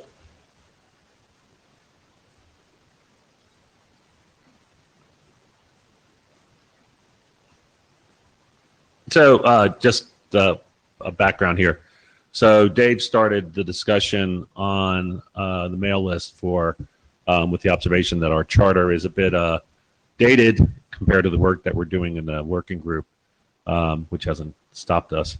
So Dave took a stab at basically defining the wording for a new charter. And I appreciate all of the work that Dave did for that. And we will present it now. Okay, well, this is, so as Bibi said, we've been doing a lot of things that were not in our charter. We're doing some useful things. And I think most people feel, that the working group needs to continue doing the sorts of things it has been doing. And it is a fact that all these things are outside the current charter, and I think that means the current charter needs to change. So we need to come up with a proposed charter that says we'll continue more or less along the current path, and if anyone thinks that it needs a change of direction, we should discuss that. Something we need a charter the work group can live with and that is acceptable to the AD and to the ISG. It would be nice to have some of the milestones to work in. I had a discussion with BB a couple of days ago. He said, well, sometimes people say, well, you have to have this long list of milestones. I don't have a long list of milestones. I have one milestone. Maybe I'll have a few more. We'll get to that later. And I think we need an action plan to go forward with. It would be nice to have some target dates to go forward and get this done, because this has been hanging around for years. Right, next slide. So I've been reading the work group list. I've been putting forth a number of iterations of a charter draft. We're now at 4. There's a milestones draft, and current issues I know with the text I have is Chuck has an issue with the virtualization management text. And I think, given the discussion we've had at this meeting, I think maybe he and I or he will come up with what he would like to see there. At times we realized that the kind of work that Tom has been doing for flex files might need a bullet in the charter, but so far we haven't come up with one. And if he has an idea, they should do that. Also, it's come up is the worries about the security area, which I'll spend some time with later. And we have a very limited set of milestones. So I may be missing some issues, and I hope anyone will tell me if I'm missing something. Let me know. Anybody? Let's go on. Okay, we need a charter. I have a draft charter proposal. We probably need to get to a real charter proposal. We need agreement on the broad outlines. So anyone, speak up if you think we need a more restricted maintenance-focused charter. I think Spencer had some comments in that regard. Maybe I don't know if he's changed his mind or not. Anyway, if someone thinks we should go in that direction, let's have that discussion. If there's an area of extension we're missing, let me know. If there's an important new initiative, in addition to all the other stuff we've been discussing now, let me know. And If you think the draft is significantly wrong any other way, let me know. Also, given this is a meeting and I can count, not 7 people, there are other people who may need to comment, and they should comment on the list. And I know people like to cite nits and have complaints about various things, but you can do that, but we need to focus on the basic messages. Is there anything wrong in the basic message? That's what I'd like to discuss now or soon after now. Well, it's fact of life that, this kind of thing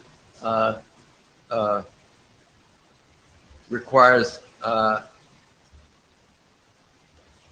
it be approved by other people than us, the people who know what to do, know what they want. But anyway, other people have a voice. So far, no one has been brandishing that veto pen. We have to make a proposal and see what happens. And if someone doesn't like it, we'll discuss that. Now, looking at the current proposal, which I can go, I have slides for if we want to go through it. Otherwise, if people have read it and they're okay with it, that's okay. So there's a maintenance section that's key to a lot of the stuff we've been doing, like RFC 7931 and the RDMA BIS documents. That's the kind of maintenance we've been doing, and which is different than the maintenance which is in the current charter, which is more restricted. There's an extension section. I think that should be okay in general, given that we've published successfully RFC 8178 just a few days ago. As far as specific extension areas, including security, we'll just have to see how that goes. Now, here we have, and this was in the context of, what draft was this? With sector, these comments? What? It's either XN or UMass. Yeah, I think it was UMass, and one of the Philip Hallenbaker said it's not a security plan, it's woefully inadequate, and it's a collection of random thoughts jotted down in a haphazard manner. And I looked at that and said, well, gee, I'm an author of this document. I said, I don't remember. If I read it, it is kind of crappy. But you've moved on, right? Well, no. Whether I moved on or not, I never wrote that. That basically was essentially what was in RFC 3530. And both of that was approved by the ISG. 7530 was approved by the ISG. It made sense then. It doesn't make sense now. I look at it and see, gee, this is a total mess. So anyway, we have some sort of problem with the security sector, but we don't know what it is, and they haven't been very, very forthcoming about anything other than they don't like it, like it. And I'm worried they might not like us, and we'll just have to deal with that issue.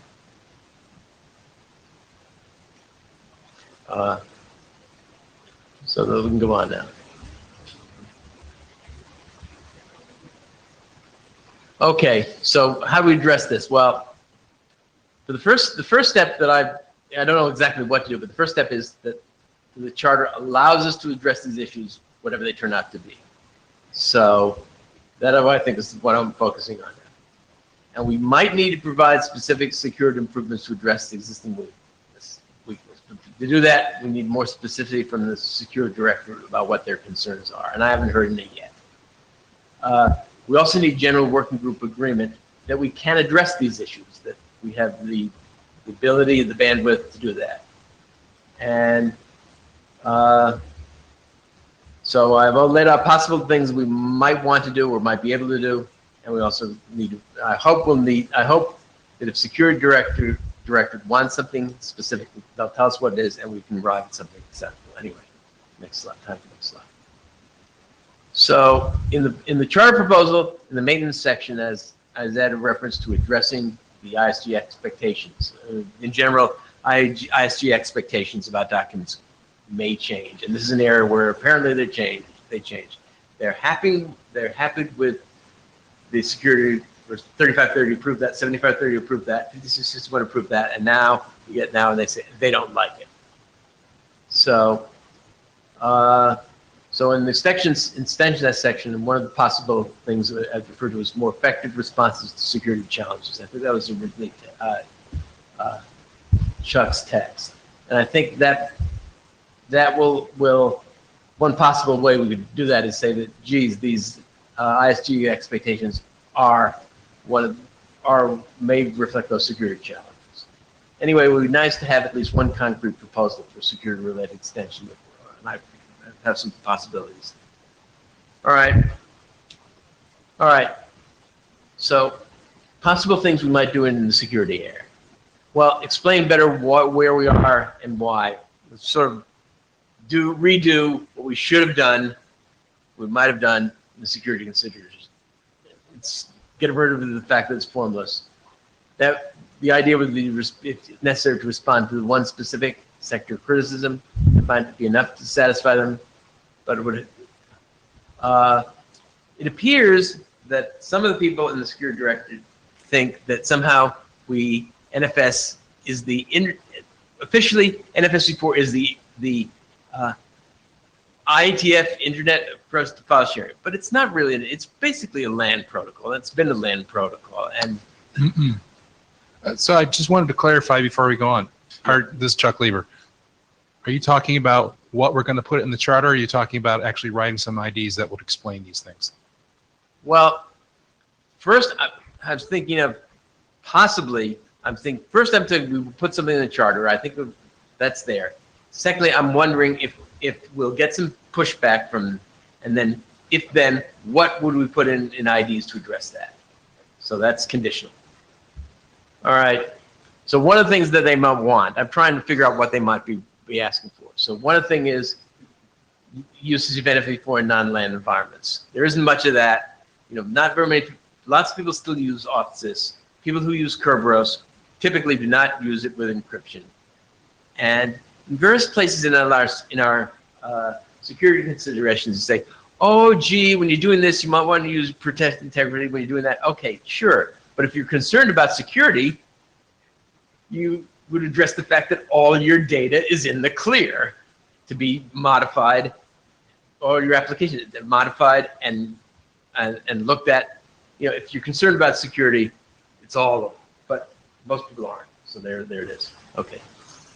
So that's, but that was something I'm sure the security director would be like, but I don't think there's enough interest in the working group to do that. But anyway, next slide. Another thing we might do is figure out how,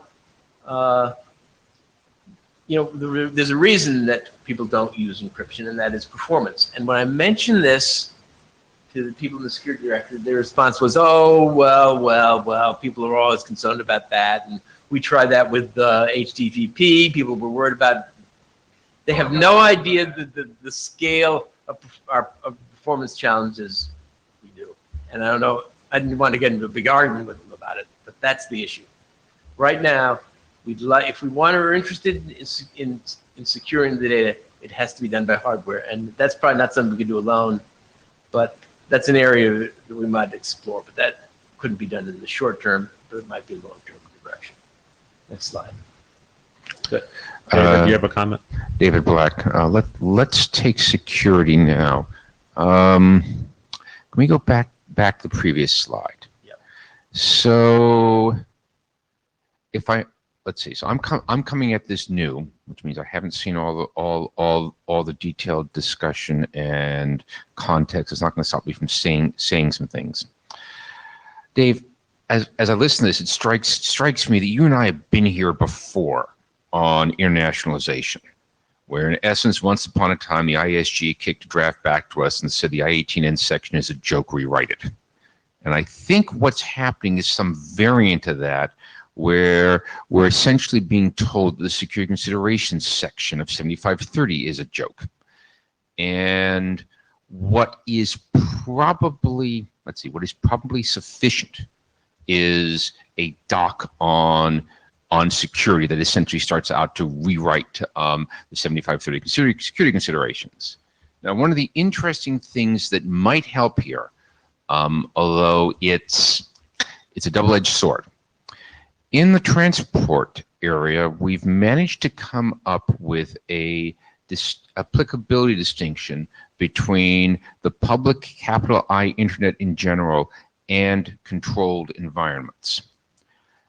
It is possible to write protocol specs that are safe for controlled environments, but are subject to significant additional restrictions in the capital I internet.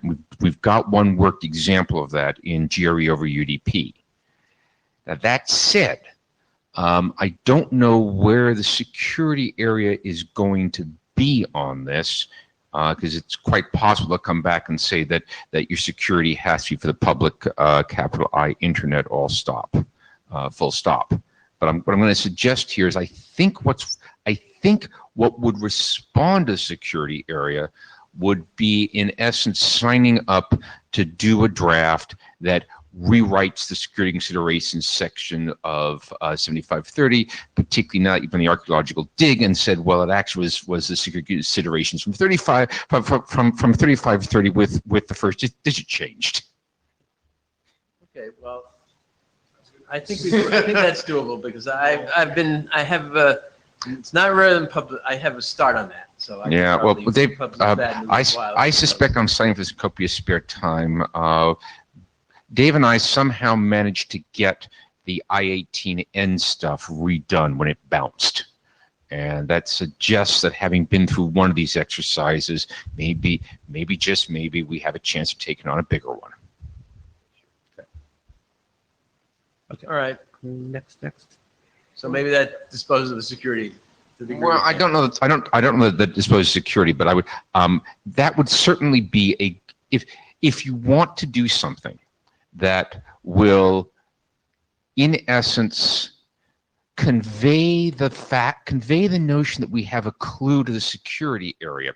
Signing up for a draft that rewrites 7530's security considerations and updates 7530 with the rewritten considerations would be a solid thing to do. Okay, noted.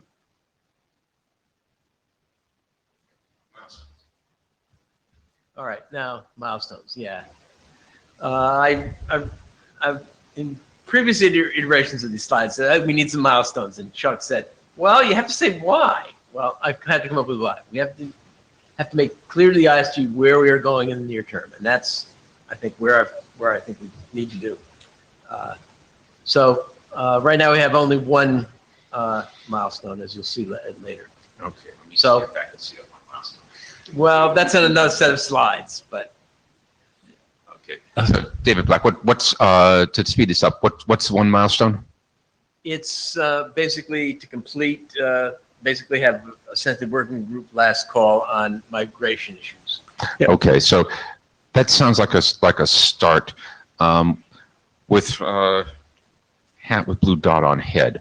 What we've typically done in TSVWG, and it's working quite well, is for every item of work that has a draft, there's a milestone written against that draft, and the charter should be anticipating some number of drafts. And if you know what the drafts are going to be, or what you think they're going to be, milestone per draft is a straightforward way to deal with it.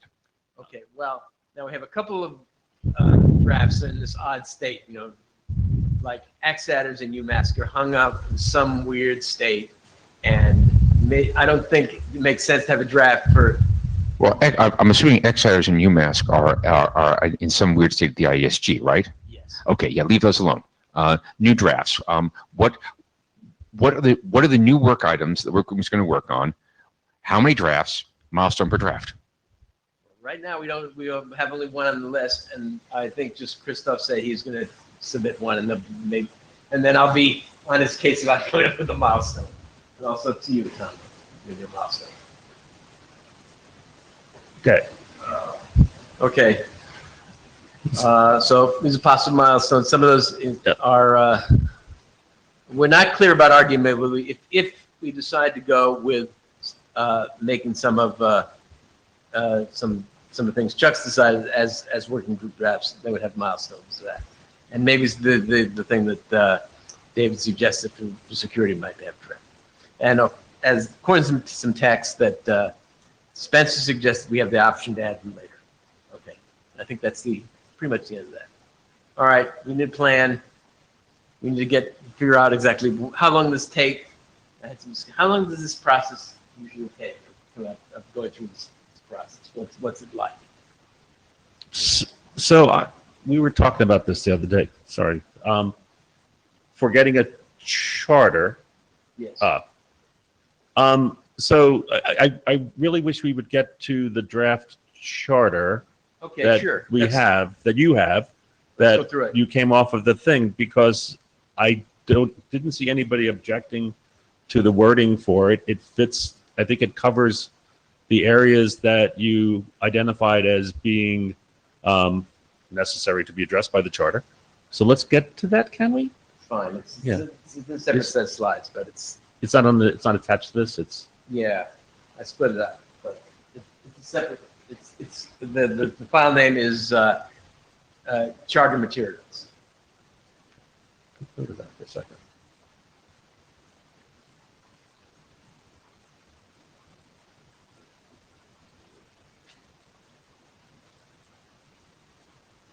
All right, so, all right, this is basically, you know, I've power punctualized the existing draft. And basically, yes, the IETF standard for file sharing, but it's not capital I internet, as David said. And, you know, we're chartered to maintain the existing specifications, and as Chuck suggests, adding the ONC components as RPC XDR and RPC SecGSS. And also that we're going to develop extensions, and we have some current extensions and some, I don't think we have any that are now new drafts, but Tom suggested some that will turn into drafts, and maybe but probably not in this time frame. And so just going over this Okay. general section, General section. I read Next. this and it covers nicely the things we were covering today in the discussions, including the NVMe, the RDMA stuff, and the maintenance work that's being done on the specifications that we have here. So this wording to me has been on the mail list, and I'm seeing heads nodding up and down. I'm seeing one person nodding over here, Christoph, but he's on it. He's on it too. So this is great. Okay, next. All right, next. Okay, so the maintenance section talks about, you know, specifications up to clarifications and corrections and vetting of issues in errata and improvement changes. These are all stuff everyone knows and we've been doing. That's not, none of that's fun. The next slide has, yeah. Also, unlike the current charter, it says we need more concentrated work. This is stuff like RFC 7931, the working migration issues, and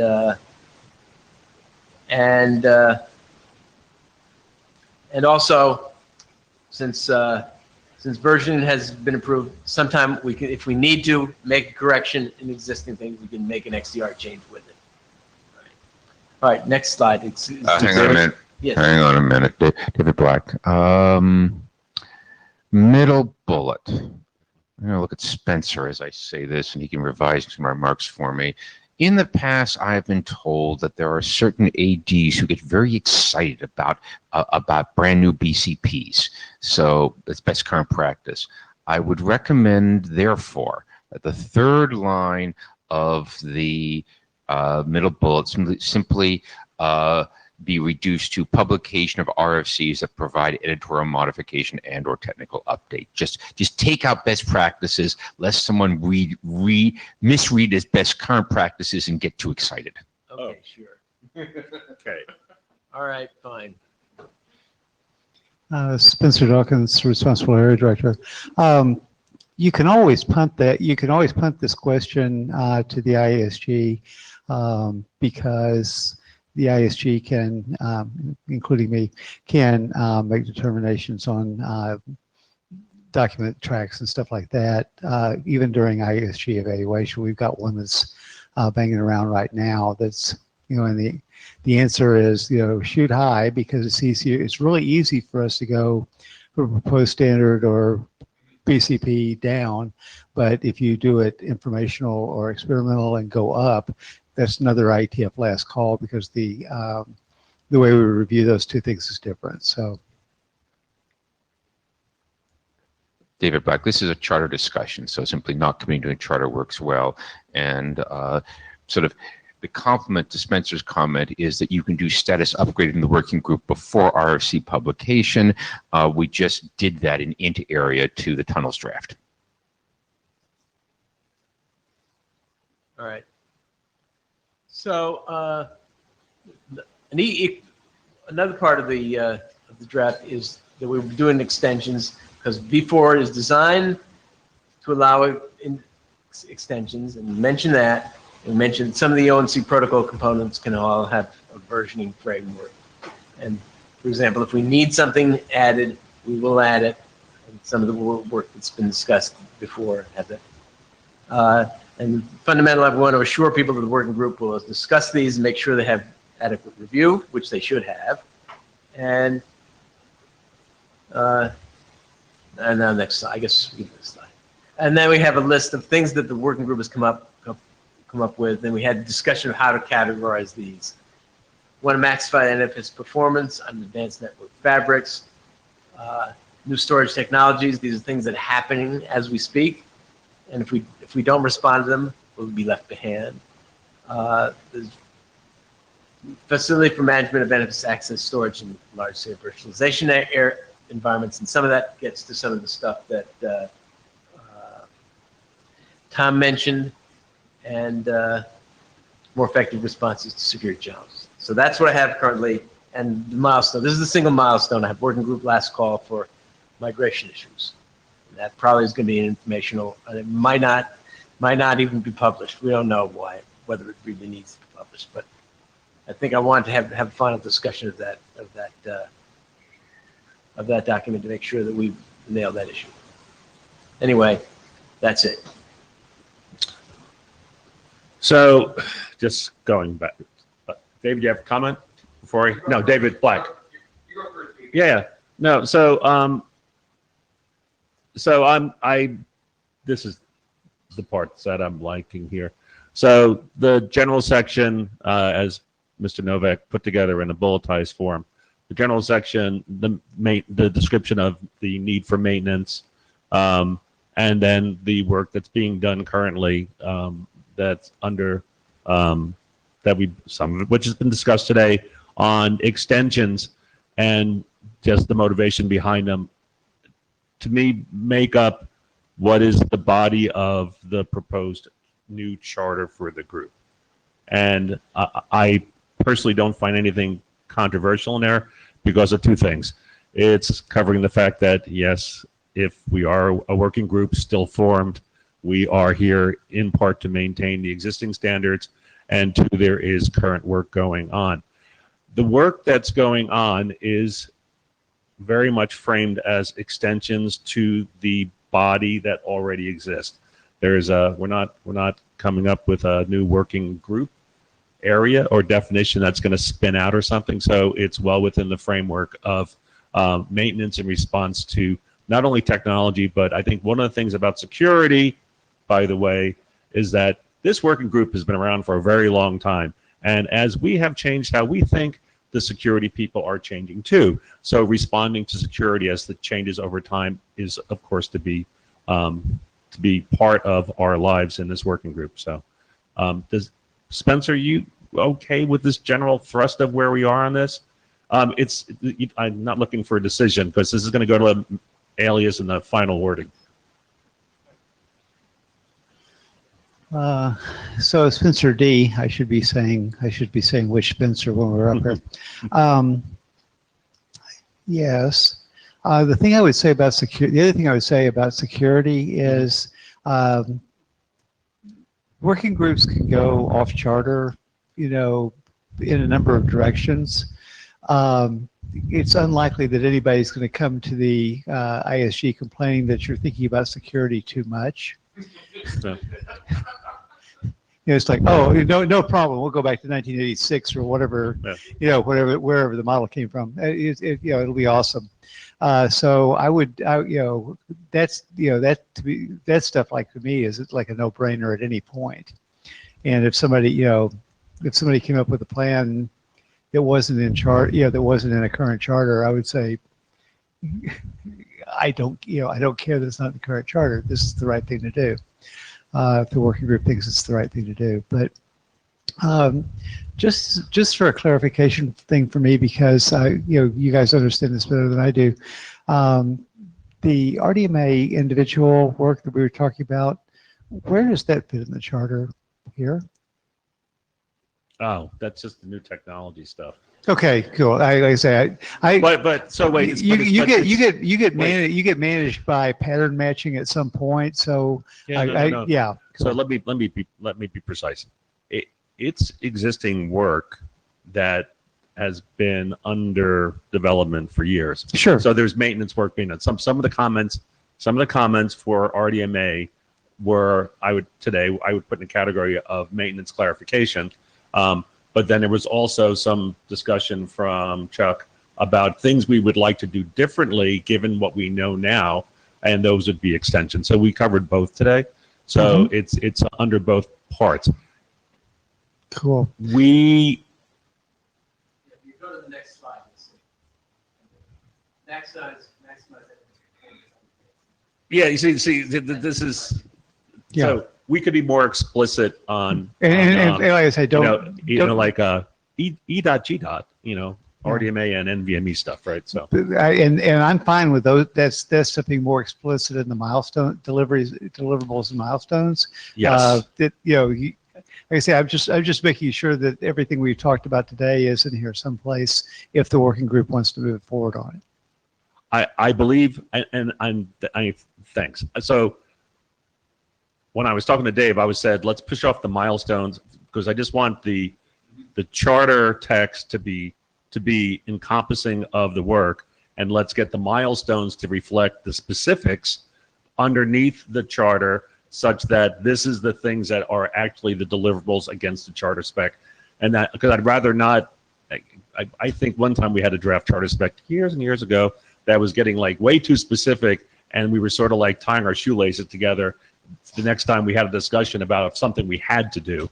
So I like the charter the way it is, the way that Dave has come up with it, and then let's have the milestones focus on the work items, and each work item, each area lead to come up with a set of milestones that reflects the stuff that they need to do near term, medium term. So sounds Cool. good. Sure.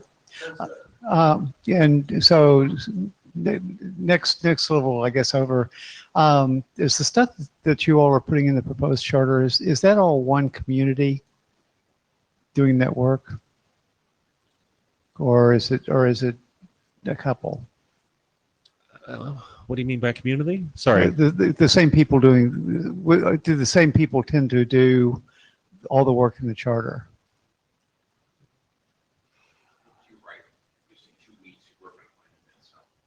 Yeah. Look to your left.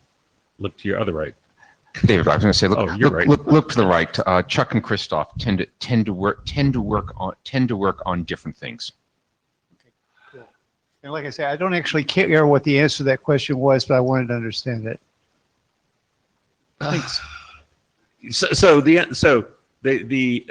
I guess the simpler answer is the people often doing the writing or doing the implementations, and and over time people have gravitated towards certain parts of the specification. The great part of all this is that it all comes out as NFS. Yeah, Right. In the single yeah. specification, and has to all interoperate. So though there has been natural divisions of work between people that are skilled or whatever in any area. What was that question that just flew by me? Sorry, somebody sent that up. Is it dedicated to the NFV environment? Sorry, I'm not understanding the question. On Jabber. Hello, is it dedicated to NFV environment? What's NFV? Yeah, I don't understand the question. Sorry. Well, I know what that is, and I think I know what NFS in running in a VM is. I'm not sure if I understand the connection. Okay. network function virtualization. Yeah. Is it? Sorry. No, it's not. My answer is probably no. It's not dedicated to the network function virtualization area. Is that because I honestly, from what I know about NFS, I'd be surprised if it was. Yeah.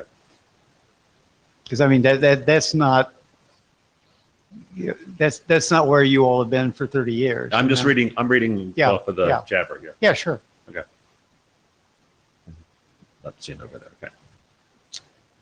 Okay. Okay. Sorry, Spencer. You were. Anything else?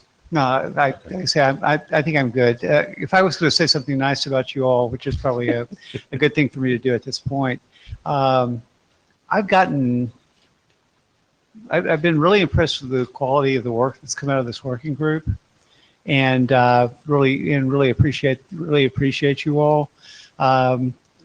This working group produced over a period of time, of course, but this working group produced most of the RFCs that were published in the last IETF cycle out of transport. So please feel good about yourselves and think that your AD likes things about you in addition to the names of one of your working group chairs and the handle for the other one, which are both awesome. But like I said, I really enjoyed being your area director. Thank you very much, Mr. David Black. Don't screw it up. Don't screw it. David Black, I think I mostly got up to +1 what you said, BP, which is I like the charter text. One milestone is not enough, but figure out the milestones that make sense based on drafts. And I think also probably ought to take the discussion here about a draft to go rewrite 7530 security considerations section to the list and see if it still makes as much sense in a week from now as it did in the last 30 minutes. Okay. I would also want to say with my blue dot hat on, as one of Spencer's chairs in another working group, Spencer has been very, very flexible about milestone additions, date change, etc. In particular, I would not view a date put on a milestone in a recharted draft as anything more than a plausible expectation guess. It's not a contract with the IESG. Lord knows how many times I've revised some of my milestones. So Spencer's going to retract everything nice he said about us. Spencer's actually going to point out that I approved 7 milestone updates yesterday for David. So, use that as you're trying to calibrate what you think flexible means. Okay. So I think that's fair. The other thing is I'm comfortable with putting the milestone and dates forward that the group is actually working on now. If you guys have other stuff in mind that you're not going to be working on first, I'm fine with going forward with a smaller set of milestones with that basically don't cover everything that you're thinking, right. But that you use the limited set of milestones to kind of direct the work of the working group, and that's always made sense to me. Okay. Cool. All right. We are at the end of our meeting. I was going to say,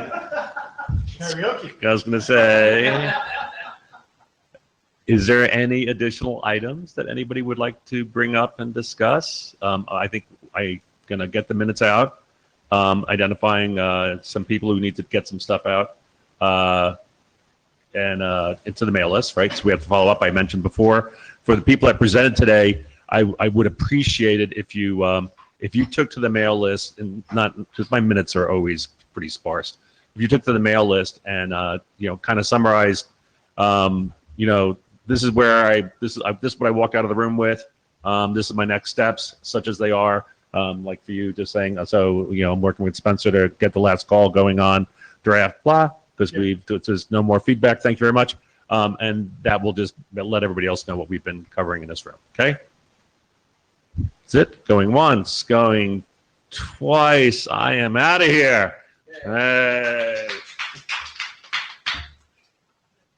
See everybody in Singapore. Singapore, is that it? By the way, the food is really good in Singapore.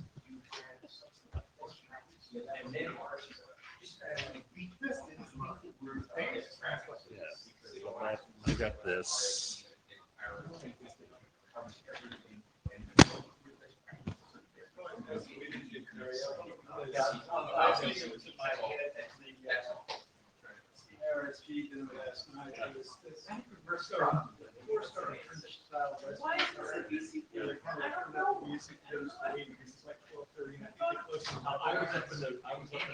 I saw you go down. Yeah, I was the one sending wine down the lawn. Oh, but seriously, my knees. And I would come down and say hello, and I'm like, it would take me 5.5 minutes to walk down the stairs. Well, and so it's just like, I get up and get all the way out, and it's like, oh. No, I probably have my bag with me, and I run down the things and run back up. So it's like, I'm very familiar with the stairs. But, And the other thing is when we left, we were just finishing up, it smells like Team Spirits, that's what's in my head. So you really don't need karaoke night tonight. They were treating you special, by the way, because